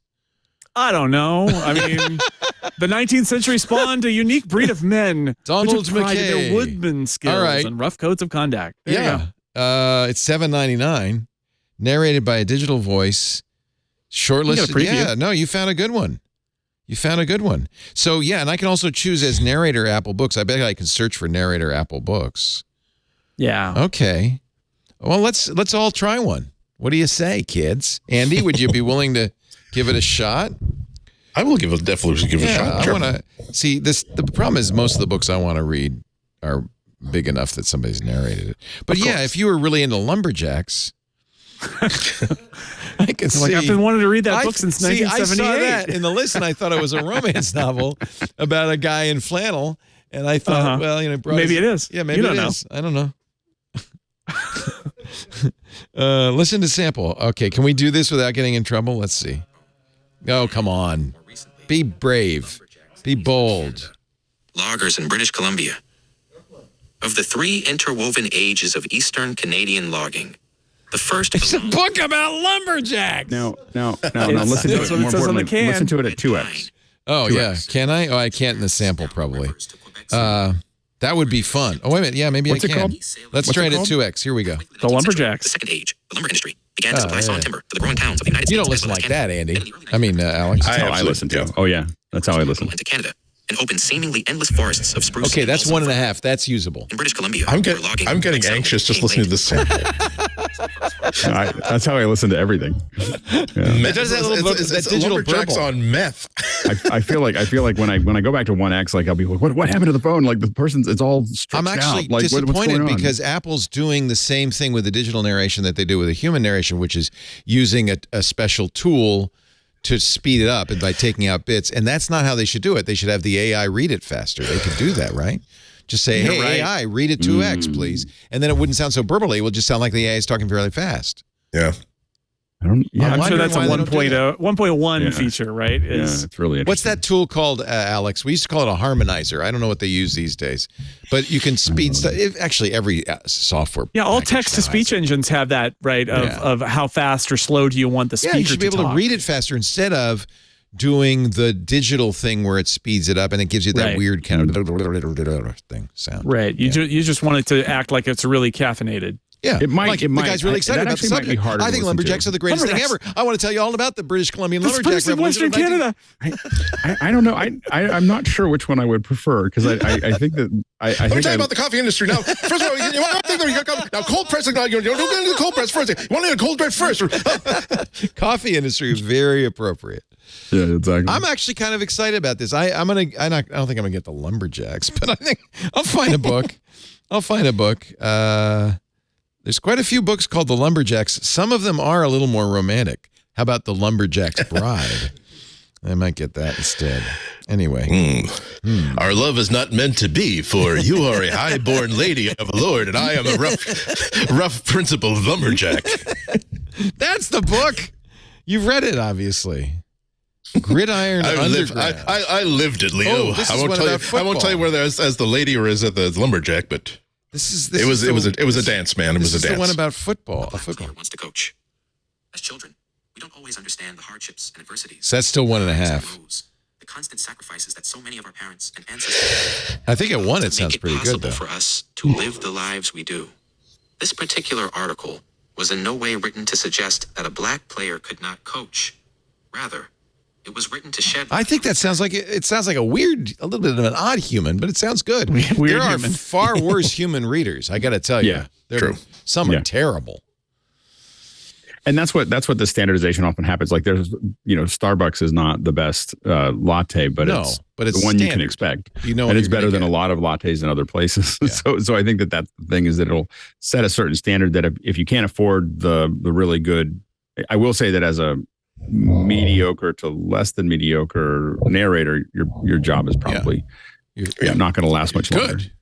This is the Starbucks of audio narration, the Starbucks of audiobooks, basically. Exactly. I like that. But that is the common hook through all this conversation we're having about generative AI, that if you are mediocre at a creative job, you're in big, big trouble. Yeah. That if you're a mediocre artist, if you're a mediocre show us the art, Alex, that you had up before the show started. He had a title card so that we would know Alex was online. You're Mr. Midjourney. Hold on. You're Mr. Midjourney. Hold on. You can't even find it? Oh, no, I have it. Hold on. What happened was I was at the airport, and and someone had photoshopped themselves in front of a triceratops or something, had posted it on Twitter. I saw that, and there was a whole thing about, Joyce Carol Oates said, well, there ought to be conservation wherever this is. She knew it was a triceratops. She made a joke. Then Elon makes a joke. And then people start getting upset that somebody killed a triceratops. Yeah. And so I thought, what if there was like a reality show about hunting dinosaurs? Joe got eaten today, and there's a whole bunch of like the little interviews, and sometimes the Tyrannosaurus Rex turns around and starts chasing you. And so I just told Midjourney, I think that what I gave it was Tyrannosaurus Rex chasing after man with rifle, and I got that. Wow. In 15 seconds. 15 seconds? That's not you didn't iterate on it? That's just the first thing it came up with? That was like, it just was like, okay. Well, I had a couple other ones of man doing this, man Midjourney is really good. And then, when you get it, I get good at, I guess, what MIT refers to as prompt engineering. You get pretty quick. You very quickly get something that's pretty impressive if you know what to ask for and what to tell it, to make that work. So I have started using a new search engine, which I'm going to probably recommend at some point. I want to keep using it, called Neeva, Neeva, but they're doing something I'm sure Google will start doing when you do a Neeva search. They give you a summary from a AI, like a chat GPT. Let me, I don't know if Neeva's turned on here. Let me see. Search for MacBreak. Oh, no, let's see. Something like replace Apple battery. It's really good when I search for programming content. No, I'm still using Google. I can't remember how I switch this over. I guess I have to switch it over here. But it's so it's really an interesting. Google apparently is quite nervous about this because they have those knowledge bars where they just basically take a clip of somebody else's website and paste it up there, and people are starting to get a little upset about that. And apparently, let me change it over to Neeva. Here we go. So let me. I know what I could search for. Let's search for the Manhattan distance, because I don't know what a Manhattan distance is, and I had to learn that in the programming thing. And it didn't do it. It didn't do it. Maybe it's not turned on yet. And I think they might have turned it off because it got slower. But this gives pretty credible results. But it was doing a paragraph generated by AI. Oh, I'm not signed in. That's why. Anyway, I think we're going to see more and more in those kind of situations. Yes. Where it's a human couldn't obviously do it, but the summaries actually work better in a lot of ways with ChatGPT than it generating its own thing. It looking at what you're doing and pulling it and condensing it. I found it actually to be very good. Yeah, I wouldn't want it to write any programming code, although I have seen a number of cases where production code is now being written by ChatGPT. Ours had a great article the other day about how a lot of script kiddies are now using it to, hey, write me some code that will get me through Cloudflare firewall. It's like, okay, here you go. A lot of it has to do with if somebody's already written that code. Here we go. Right. So I logged in. So here's the AI generating. This is AI generated.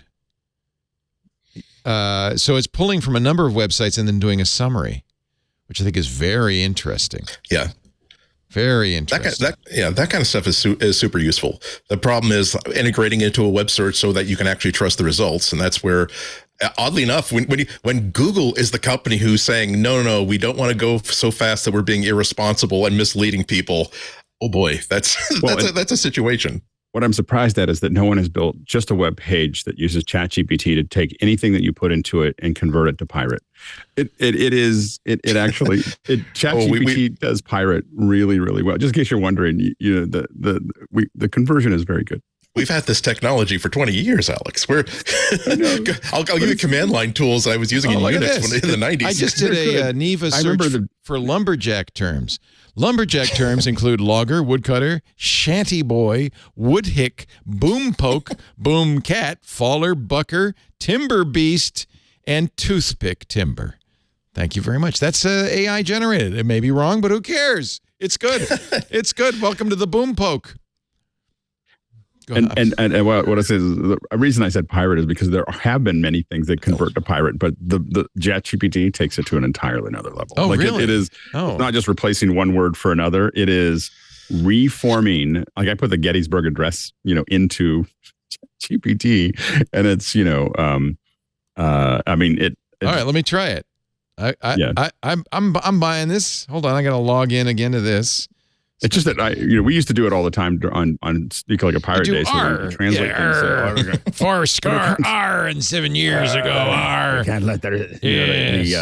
What was it that they battled fierce storms, hostile natives, and rival crews, all in the name of building a new nation. Do you call it the Gettysburg Address in pirate speak, or what? What I said was was write the Gettysburg Address in pirate. That's all. I didn't do anything else. Ahoy, mateys! Here be the Gettysburg Address as a pirate would give it. For scar and 7 years ago, our pirate forefathers brought. Oh, this is not very good. Mine was much better. Testing whether that nation or any nation. No, it's this whole Gettysburg Address with a few weird little things. Mine didn't do that. It's all together fitting and proper. We should do this. No, this is just a normal. Maybe it knows me better. It knows you. Mine was good. Maybe because we're experiencing exceptionally high demand. Please hang tight as we work on scaling our systems. Mine came out really well. That's hysterical. I wonder if I searched for Gettysburg Address, if I'd get a summary. It's a little bit of a rabbit hole. A Neva summary. Yeah, there you go. Look at that. That's kind of cool. It's kind of cool. I think I'm kind of liking this new Neva thing. This is a paid, you have to pay for it. It was going to be my pick down the road, but I'll mention it now. You have to pay for it $5 a month, but there's no ads, there's no tracking. It's a bunch of ex-Googlers, including Google executives, who said, what if we did Google and it was a paid Google and we didn't have to do any of the ad crap? And it works. It's actually, I've been using it as my main main search for about 2 weeks now. I'm very happy with it. And this AI thing they just added, which is fascinating. Anyway, hey everybody, Leo Laporte here. I am the founder and one of the hosts at the TWiT podcast network. I want to talk to you a little bit about what we do here at TWiT, because I think it's unique. And I think for anybody who is bringing a product or a service to a tech audience, you need to know about what we do here at TWiT. We've built an amazing audience of engaged, intelligent, affluent listeners who listen to us and trust us when we recommend a product. Our mission statement as TWiT is to build a highly engaged community of tech enthusiasts. Boy, already your ears should be perking up at that, because highly engaged is good for you. Tech enthusiasts, if that's who you're looking for, this is the place. We do it by offering them the knowledge they need to understand and use technology in today's world. And I hear from our audience all the time, part of that knowledge comes from our advertisers.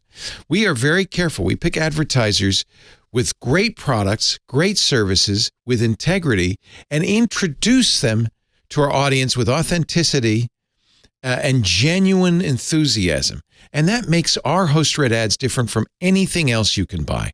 We are literally bringing you to the attention of our audience and giving you a big, fat endorsement. We like to create partnerships with trusted brands who are in it for the long run, long-term partners that want to grow with us, and we have so many great success stories. Tim Broom, who founded IT Pro TV in 2013, started advertising with us on day one, has been with us ever since. He said, quote, "We would not be where we are today without the TWiT network." I think the proof is in the pudding. Advertisers like IT Pro TV and Audible that have been with us for more than 10 years, they stick around because their ads work. And honestly, isn't that why you're buying advertising? You get a lot with TWiT. We have a very full service attitude. We almost think of it as kind of artisanal advertising, boutique advertising. You'll get a full service continuity team. People who are on the phone with you, who are in touch with you, who support you with everything from copywriting to graphic design. So you are not alone in this. We embed our ads into the shows. They're not added later. They're part of the shows. In fact, often they're such a part of our shows that our other hosts will chime in on the ad saying, "Yeah, I love that." Or just the other day, one of our hosts said, "Man, I really got to buy that." That's an additional benefit to you because you're hearing people our audience trusts saying, "Yeah, that sounds great." We always over-deliver on impressions, so you know you're going to get the impressions you expect. The ads are unique every time. We don't pre-record them and roll them in. We are genuinely doing those ads in the middle of the show. We'll give you great onboarding services. Ad tech with pod sites that's free for direct clients. Gives you a lot of reporting, gives you a great idea of how well your ads are working. You'll get courtesy commercials. You actually can take our ads and share them across social media and landing pages. That really extends the reach. There are other free goodies too, including mentions in our weekly newsletter that's sent to thousands of fans, engaged fans who really want to see this stuff. We give you bonus ads and social media promotion too.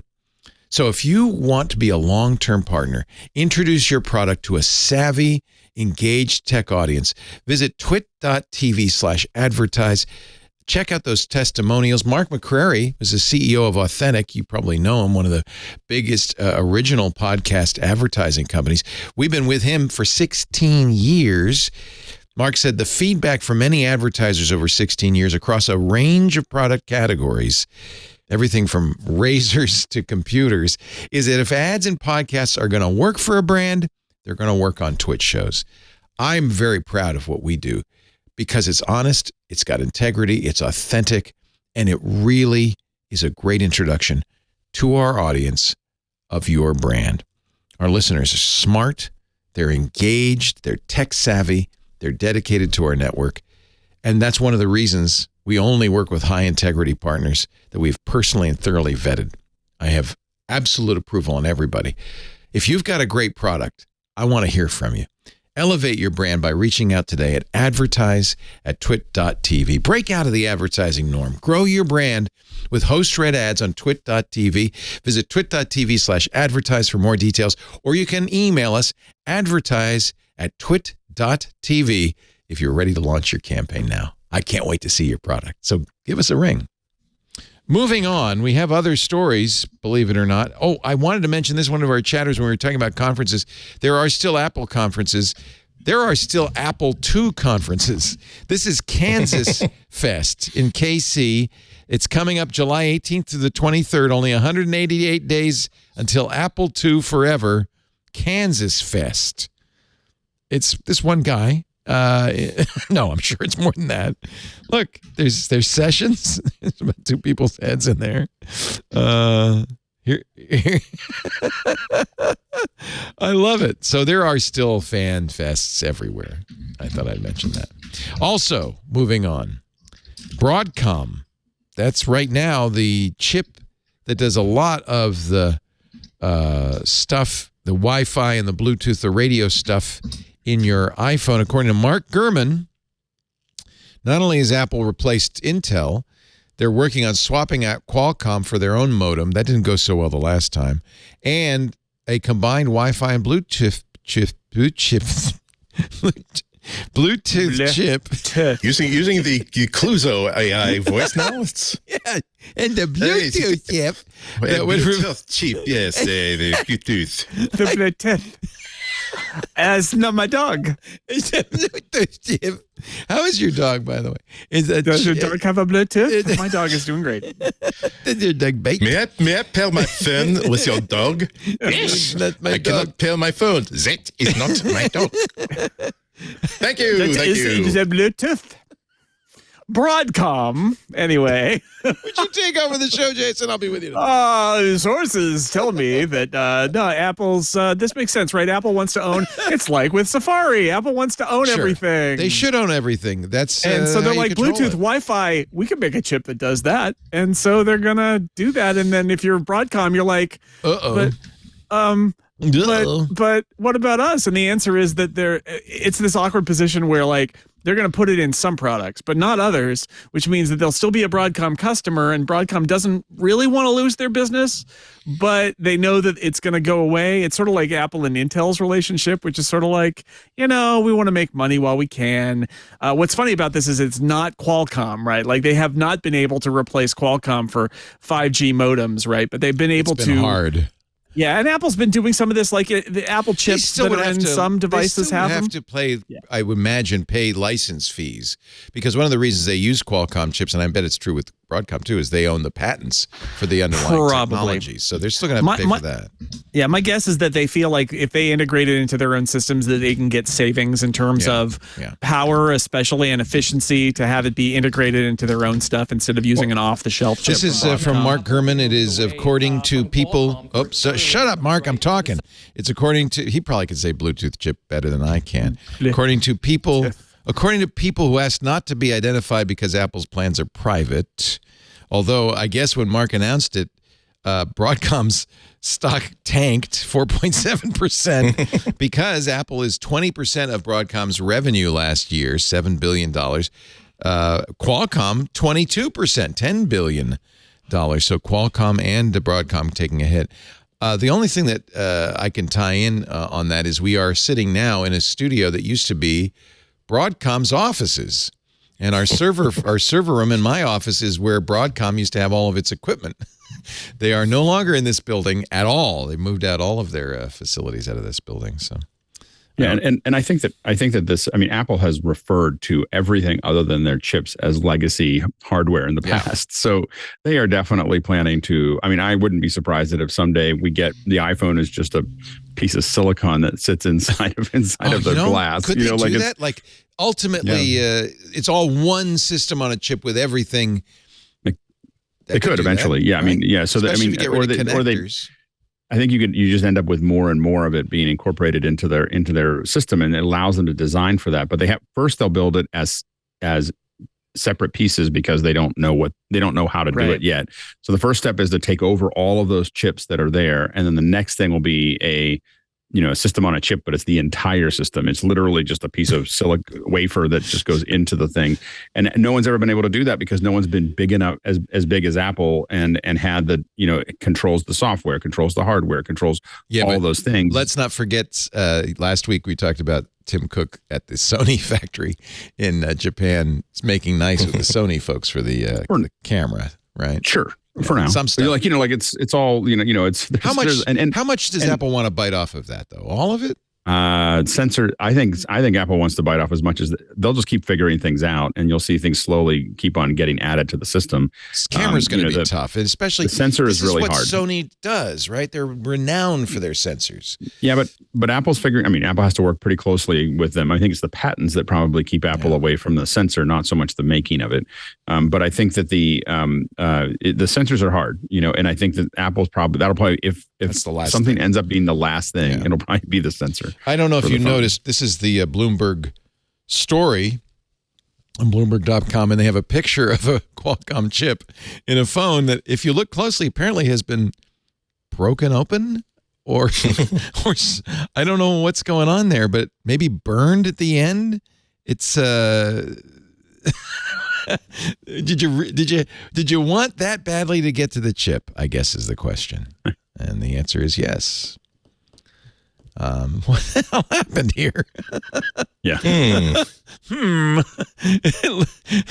Burn it with fire. It's a crime scene. Call in Inspector Clouseau immediately. The photo credit goes to Brent Lewin at Bloomberg. So I think probably Mark said, hey, Brent, I need a picture of a Qualcomm modem in an Apple phone. And Brent said, here. It's from the crime scene. It's like a Kinder egg. Broadcom's chief executive, Hock Tan, during a conference call last month, expressed confidence that his company will maintain its foothold at Apple. We believe we have the best technology delivering value to our customers. There's no reason to find something else where you're not best. True, was Apple's experience trying to replace the modem, wasn't it? Yes. Yeah. Absolutely. They bought Intel's business because Intel wanted to get out of it, and Apple has not yet produced anything out of it either. Sounds like they're, still working there, but it's right. So Qualcomm has said the same things, and thus far has been true. So we'll see what happens with Broadcom. But I get the feeling that integrating some Bluetooth and Wi-Fi is going to be easier than 5G. But then again, the last thing you want is to say, yay, we built our own chip, and then you put it in a laptop, and that laptop is notorious Wi-Fi problems, right? Because that is not what you want to do. And you certainly don't want to do that with the iPhone and the cellular modem, which is why I think they're so careful. Yeah. Gurman says that Apple's been trying to build a modem replacement since 2018. Apple is ready to ship its first cellular modem chip, he says, by the end of next year or 2025. So it's still a ways off. Right, and there'll be a ramp, right? It'll be in some niche product. It'll be in an SE or something like that. But they're not going to just flip over the whole iPhone line in a year because that's just too risky if they have a failure. Might be easier to do the Broadcom chip though, because don't they make their own Bluetooth chip, the W2 in their headphones? And, yeah, exactly. They've done some things that aren't Broadcom where they're doing Bluetooth and Wi-Fi. So they have some experience there. They just haven't brought it into like the Mac, iPad, and iPhone where they would just say we're taking this over entirely. Yeah, they might even decide to do sort of A/B testing where some factories will get one chip, the other factories will get the other chip. They used to do that with what was the model of iPhone that had I had the Intel and the Qualcomm modems in it. That was like the half of the iPhones had Qualcomm, half had Intel modems, and they had to slow down the Qualcomm because the Intel was so crappy. Yeah, that all the phones the actual Qualcomm phones had to be slowed down so they wouldn't be any faster than the Intel phones, so you wouldn't know what you got. Yeah. Gurman also is giving us very bad news about this year's Apple releases. Apple, he says, will talk up its mixed reality headset in 2023, but not much else. Yeah, the most interesting part of those stories were about how he claims that he has sources saying that Apple is actually pulling engineers off of iOS, off of Mac OS to get this reality headset out the door sometime this year. So, and consequently, we shouldn't expect much in ways of revolutionary new features for either OS this year. If this is the actual year for the headset after all these years of people talking about it, this is going to be the thing. I mean, this is going to be the full court. They've spent tens of billions of dollars. That's the rumor. So I have this really bad feeling about this. This could be a horrible flop. I know you're bullish, but I mean I'm nervous about this. What makes me nervous about it, Leo, is that we've had reports of it being over $2,000, and now we've got a report of it being over $3,000. $3,500. Yeah. And the only way that makes sense to me is if they truly pitch it as being a development preview and corporate tool. Absolutely. And that jibes with the rumor that it's going to be called Reality Pro, because the indication, I think they're going to need to say, though, yes, we know this is not for everybody, that we're working on that one too, because nobody's going to, this is my question. Who is going to invest in developing software for a brand new Apple platform that isn't going to sell units, right? Like, developers have to feed themselves. Developers have to sell copies of their software in order to make their businesses work. And if it's a $3,000 plus headset, whoever, unless you're an enterprise software developer trying to speak to that market of big businesses that are trying to assemble, visualize CAD or whatever, you're not going to develop for it. And Apple's whole game plan since the iPhone App Store opened has been get the developers in because there's going to be a gold rush and there's money to be made, but not at $3,000 or even $2,000. I think. According to Gurman, Apple has already shared the device with a small number of high-profile software developers for testing, letting them get started on third-party apps. The device's operating system, codenamed Borealis inside the company, will be publicly named XROS. If they have seeded developers with it, how long before we start hearing more details? Very soon. Yeah. Yeah. Those people aren't going home, though. I will say that, right? It's like, can you send Jimmy over? You'll see him in May. Locked in. Is he locked into the campus? Yeah. Jimmy's office does not face out; it faces in. It's been leaking all. It's been leaking all along. So I imagine it'll keep leaking. I don't know if the developers who are being watched like hawks are going to be the source of those leaks, but it'll keep leaking. You don't want to mess up your relationship. So I think this will. Go ahead. No, I'll let you finish. I just want to move on a little bit. Okay, just quickly, that I think this will track like most of Apple's brand new releases, in which they have to have something running at the intro. The intro will happen way before actual release. So there's some developers who will have some software that is not written by Apple that will show what it can actually do. And the $3,000 price tag, even more, is not a problem so long as Jason said, so long as they define that this is not a consumer product. This is for developers who are investigating VR, which is one of the biggest markets for VR hardware.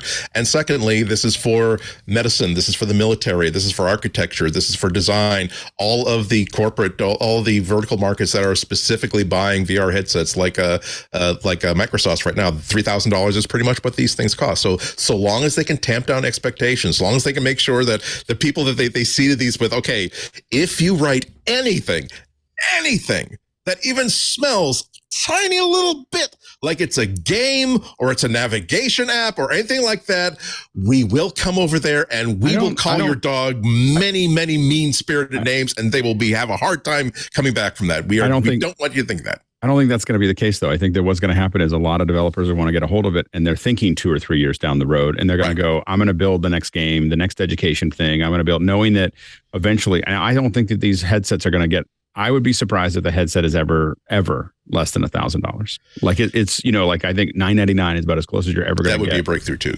But I think that would be very, and I mean, 5 years from now, it might be $1,000. But only some developers are going to be able to work with the hope of getting revenue in 2 or 3 years, right? And going to be that would be a very different proposition for Apple to make. I have to wonder why they're so bullish on this, given the current evidence that this is a dead end. Well, I think that a lot of things have been dead ends that Apple has. The phone wasn't supposed to work. The watch wasn't supposed to work. These were all things that everyone said you can't. But everybody had phones and used phones. Everybody has watches and used watches. Nobody has a VR headset they wear around the office. Nobody. And I think that I have, again, there's been a lot of support. I mean, a lot of OS stuff that's been built out over a very, very long time for this. That's what was missing. It's what's been missing for a lot of these things. I just don't get it. I don't think anybody wants to wear anything on their head. I just don't think so. I think if it's the size of spectacles, yes, but that's way off. I just think that the mistake that all of us make are thinking about VR, AR is about putting a headset on. It really, AR and VR can be about using a phone. It can be about wearing earbuds, so long as you have this idea that you have a phone that can basically capture data wherever you want to get it, project data wherever you want to put it. Well, that's where we are today. I don't think that's what Apple's planning on.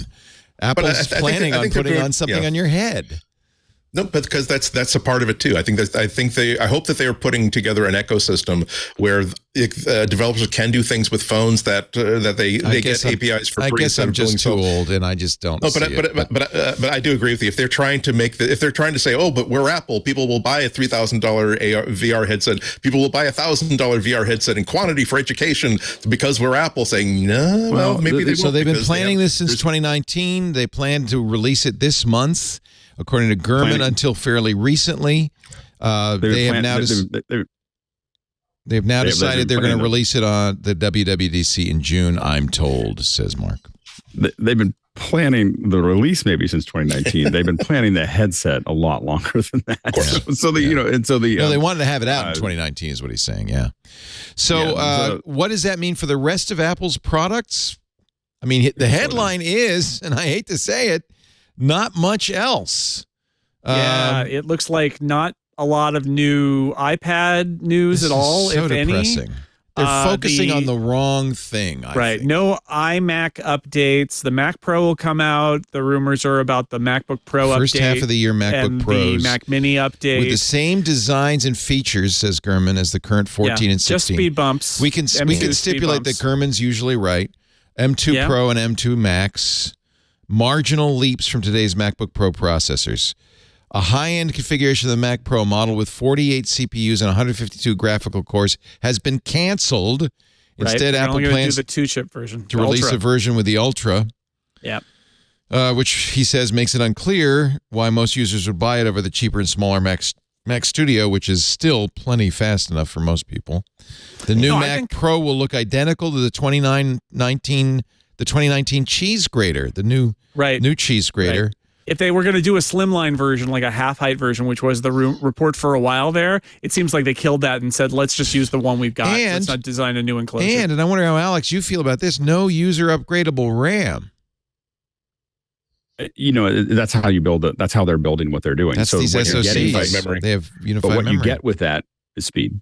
so if you're buying into it, there's not a. I mean, two not SSD a lot of us have upgraded storage cards, slots for storage. For graphics, media, and networking cards, 2 SSD storage slots. But getting the the RAM being on the bus massively slows down the operation. No, I understand. So. Just be aware. That's why you can't upgrade it, and which means that the upfront cost will be very high if you want more than 64 gigs of RAM, probably. But he does say the graphics are upgradable, which is interesting because that's a new wrinkle we haven't seen in Apple Silicon. And that's what you get with the cheese grater, is that you have all the built-in, some of the other things that come with that, which is slots. But who's going to make a graphics card for Apple? Well, not ATI, but AMD already makes those graphics things. And it'll be interesting to see if Apple does something on its own that takes more advantage of it. I think Apple is, now that they've been writing GPUs, they may be giving you like, hey, if you want to put 4 GPUs in, we have Apple cards that will an afterburner like card that has a bunch of GPUs on it that are built to Apple work with GPUs. Metal. Yeah. Gurman says much faster. Don't expect a larger iMac, an iMac Pro this year. No, or a new iMac. He says he's been pretty consistent that they're not going to do an iMac update until the M3, so it'll still be that M1 iMac out there. No, the only new hardware that really is in his report is that Mac Pro that we've been waiting for, and I think there's talk that the high-end iPhone that we currently think of as a Pro Max will be an Ultra maybe and have some extra new features and a fancy new camera. But it sounds like other than the headset, it's a potentially very quiet year for new Apple hardware. The one thing that might save them, and he says this as well, because I think I would buy this, and I bet it's their best-selling model, the MacBook Air, a 15-inch MacBook Air. That would be a hot product, I think. I think so, and I think having a product that's got a bigger screen that's not too grand and up from there, which is what the MacBook Pro is. I think that would be nice. I'm just sorry that they're still being kind of conservative in their all their laptop designs. It would be nice if the MacBook Air, if Apple came out with a Mac with an iPad Pro form factor, I would be so into that, as opposed to a MacBook Air, which is smaller than a MacBook Pro, not so much smaller that it would change my lifestyle. So it's a pity that they're not really trying to push the needle on that. Okay, we got to run. Let me run through these. They've been working on larger iPads. Don't expect them this year. There will not be new iPad minis. There will not be new iPad Airs. There will not be a new entry-level iPad this year. Wow. Updates to the 11 and 13-inch iPad Pros won't come until the first half of next year. I don't anticipate an update major changes to Apple's watch hardware. That's fine. I just bought one. I don't want a new one. AirPods won't get updates of note in this year. Maybe a larger HomePod. I mean, this is grim. And if it's because Apple's decided we're going to go all in, we're pushing in all the chips on a AR, VR headset. I don't, it's also, I mean, I think everybody, chip shortage. Everyone's talking about the economy. I think that if you're, I think that there's they're wrong on the economy, by the way. They're wrong. Inflation's going down. I think that's a mistake to project a bad economy. I know people believe that, but if you look at the numbers, unemployment's very low. Inflation's going back down. I think that's a mistake if they're doing that. And that's not the way. That's not the way you plan the future anyway. You don't say, oh yeah, the economy's bad, nobody's going to buy anything. Let's not do anything this year. That's not how you build a company. That's when you build a company, and a recession is when you start taking, planning for the future. Yeah, you take chances with the AR VR headset. so I think I think you can only say that's such a mistake. I think it's a lull. Also, in part because they were motivated to make big changes because of the move to Apple Silicon, and so you saw the MacBook Pro changes. Yeah, and we then saw they made so the much Air last year. Change with the M2 over the last couple of years. We've really seen that, and there's a little bit of a lull here because then now they're like, okay, but we don't need a new MacBook Pro. We just did that, so they don't need to do that again. And they just did the iMac, so they don't need to do that again. And there aren't that many products on the Mac line that are there. The iPad Pro is one of those where it looked like we were going to get something new, and instead they just played the same song again. So, and that's an 18-month cycle. So now we're going to wait until next year for that. So I think that's going on. There was that report we talked about like last week about the GPU in the latest iPhone processor actually having to revert to the old GPU cores because of a mistake. I keep thinking that's maybe part of the story about the M3 might not be what we think it is, and it might skip a generation. And I wonder if that's part of this story too, is that they look at the Apple Silicon roadmap for the Mac and they've got some designs on what the next leap is going to be.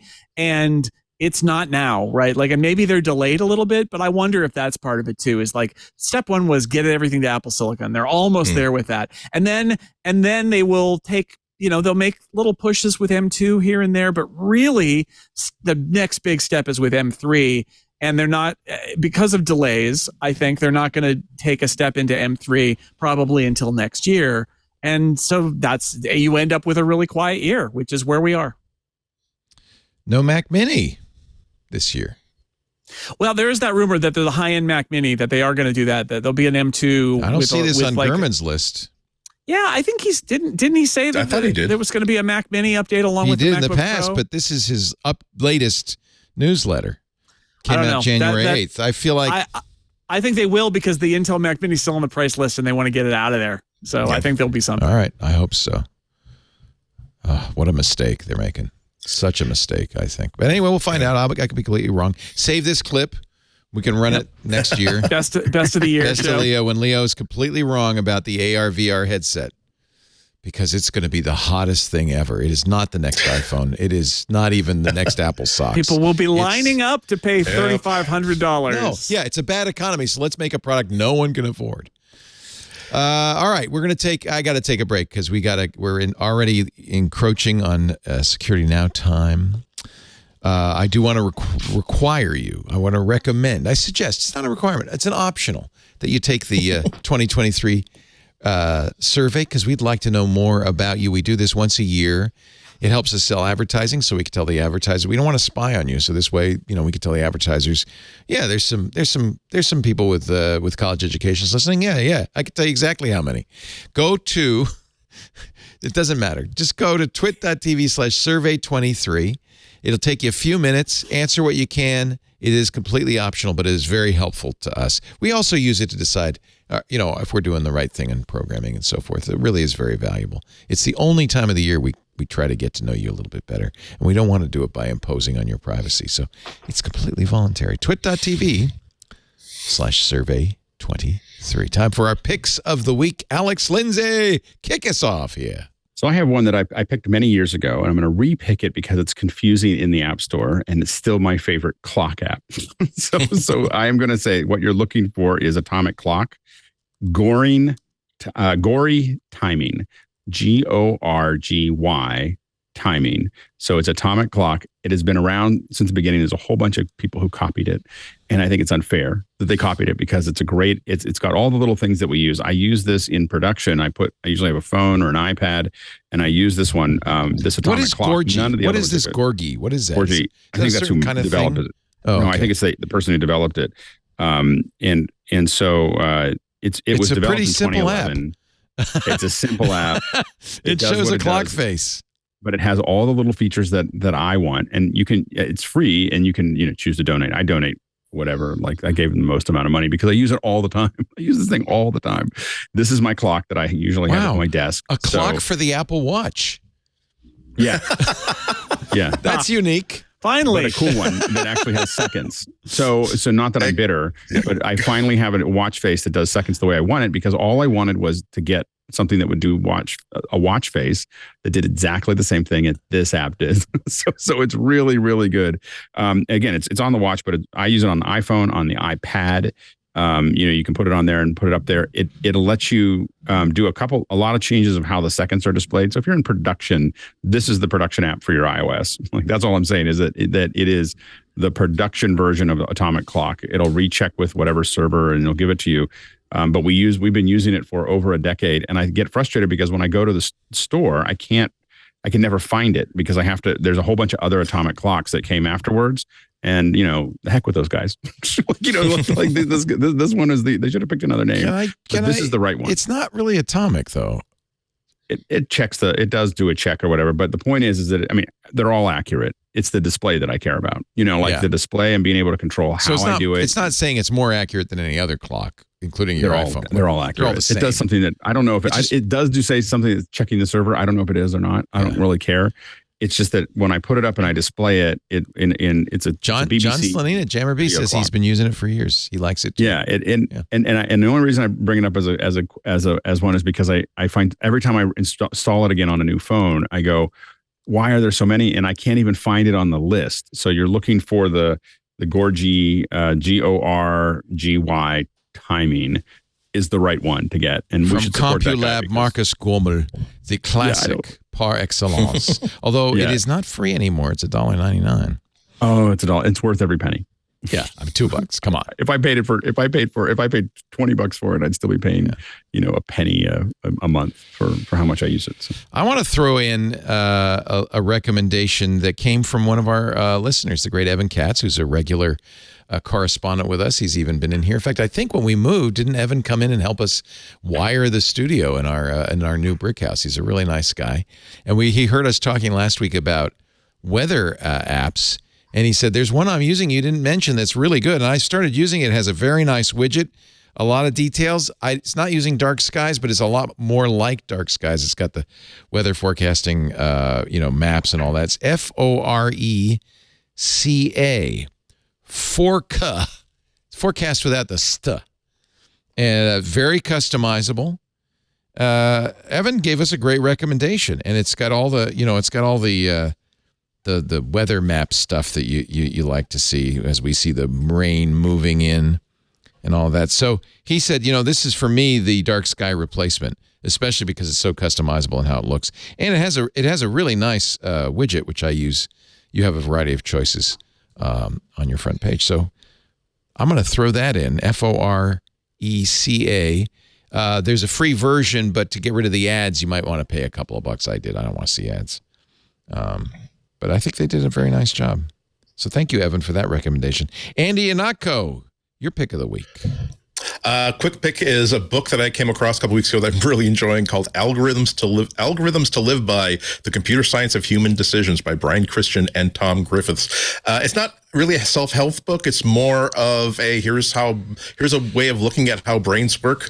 It is written by sociologists, computer scientists, basically talking about very, very concepts of computer engineering and software engineering that might have an application and relevance to how you think about how you make decisions, how you go through life. Again, it's not a self-help book. It's not giving you tips or anything. And really, it's only for people who are nerds to begin with. For instance, there's a chapter on sorting. Like, here's how sorting algorithms work. And part of it being trying to make the point that it's not just that it sorts a large amount of numbers. It's how much work is being consumed by sorting this list of things.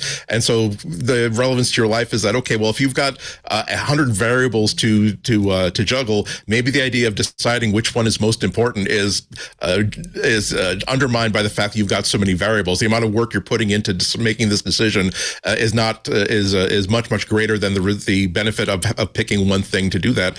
And then the next chapter is about caching, and it kind of contradicts the idea of putting things in order, which is the idea that it's not necessarily you want to put things in a hierarchical order, sometimes the last thing you use needs to be the handiest because it's probably the next thing you're going to use. So the example they use is that maybe the person who basically just like drops when they get undressed at the end of the day, just drops their pants like in the middle of the bedroom floor. Maybe they're not being a slob just because they know they're going to have to put their pants on again in the morning. So it's just right there where they're going to need it. So maybe actually organizing it and putting it in the closet is actually the least efficient way of doing things. So it's really an interesting read. It brought me right back to my first year as a freshman computer science student, reminding myself of different algorithms I haven't really played with, certainly. But also, again, it's not full of advice, but I find myself thinking sometimes in the past couple of weeks, you know what, maybe I am putting too many variables into this decision. If I were to simply throw out all but the top 4 and then work on these 4 variables, perhaps I'd get a better result than I would be getting otherwise. So very, very interesting. This would be a good one for Apple to have the AI reader read it, because I don't think there's an audiobook version. Yes. It would be very nice. Actually, there is. Read by the author. Yep, it's on Audible. Okay. It's I don't see it on the Apple Store. All right. Nice. I wonder why. Algorithms to Live By, The Computer Science of Human Decisions, Brian Christian. I will definitely read it.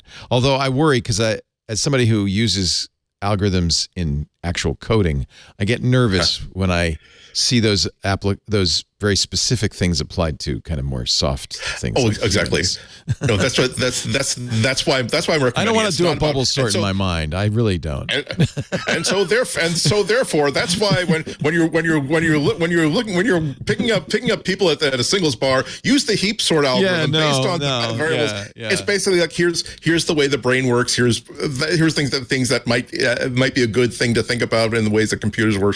As somebody who all my life has thought of my brain as my consciousness is not inside my brain. My brain is this computer that doesn't work properly. Right. I have to keep making hacks to make it work properly.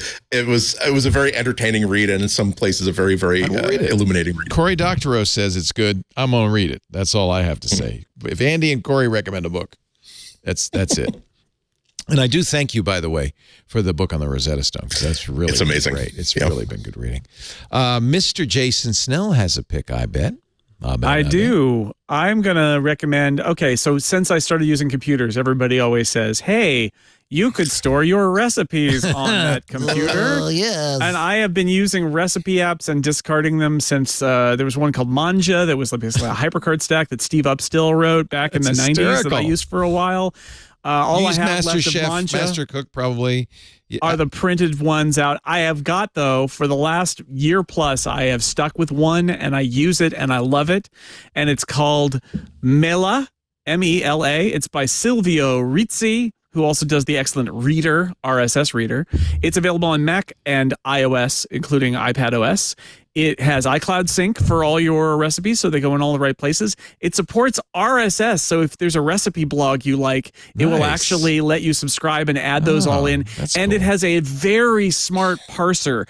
You can open, it's got an in-app browser. If you go to any page that's got a recipe on it, and you know what I'm talking about, there's like 2,000 words telling the life story of the person who just wants to give you the recipe.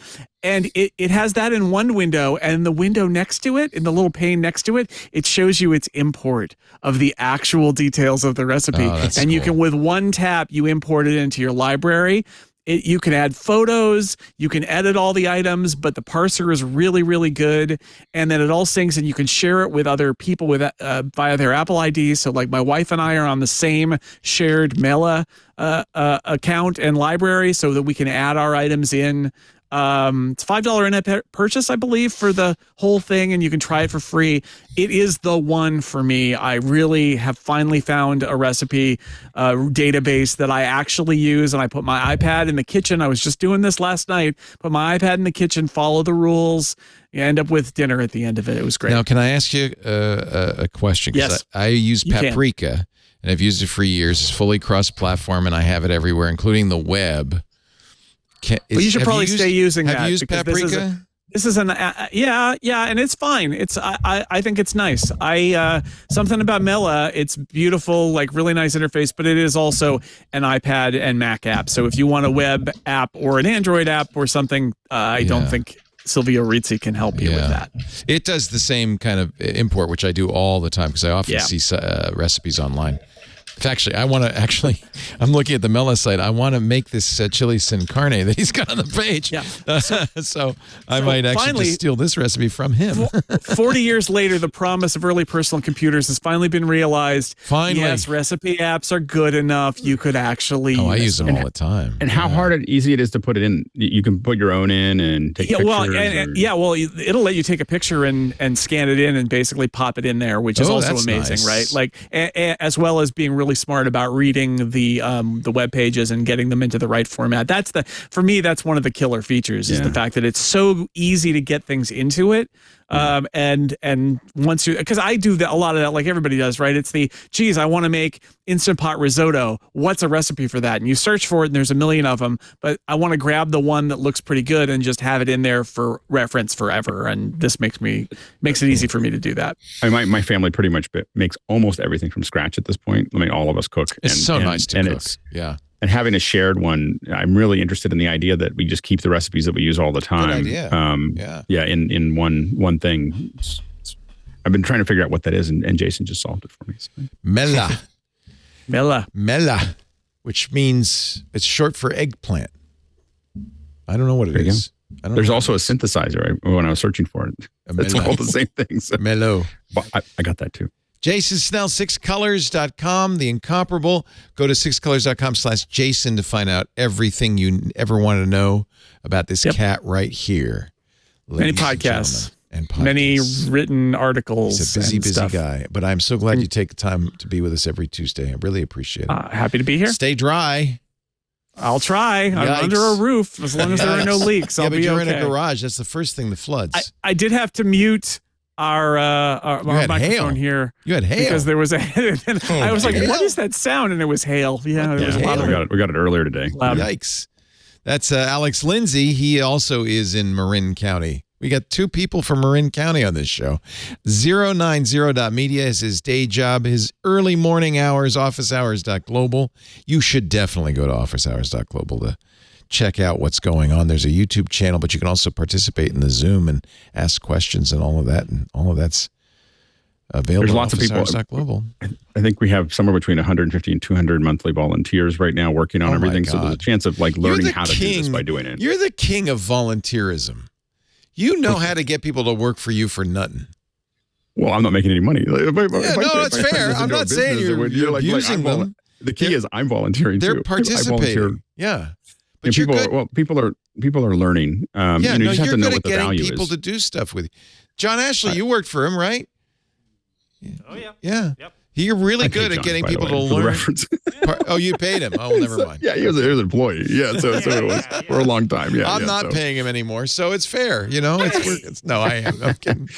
No, the main thing is that I learned by doing. Like I walked into a radio station and said, I love this, and so that's why we built it as a 501c3, and that's why we did all this so people could volunteer, and so that people have the opportunity. What I'm trying to do is provide the opportunity without feeling like you have to go to, how do you get work training? How do you get work opportunity if no one, it's just hard to get into the industry because it's great. You got to find somewhere. So we're trying to provide both answering people's questions, but there's an opportunity to actually learn how all this stuff works and meet other people, and that's a lot to it. So nice, it's a lot of fun.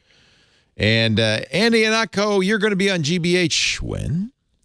A little day early. I'm on Thursday at 12:30. Tune into WGBHnews.org to stream it live or later.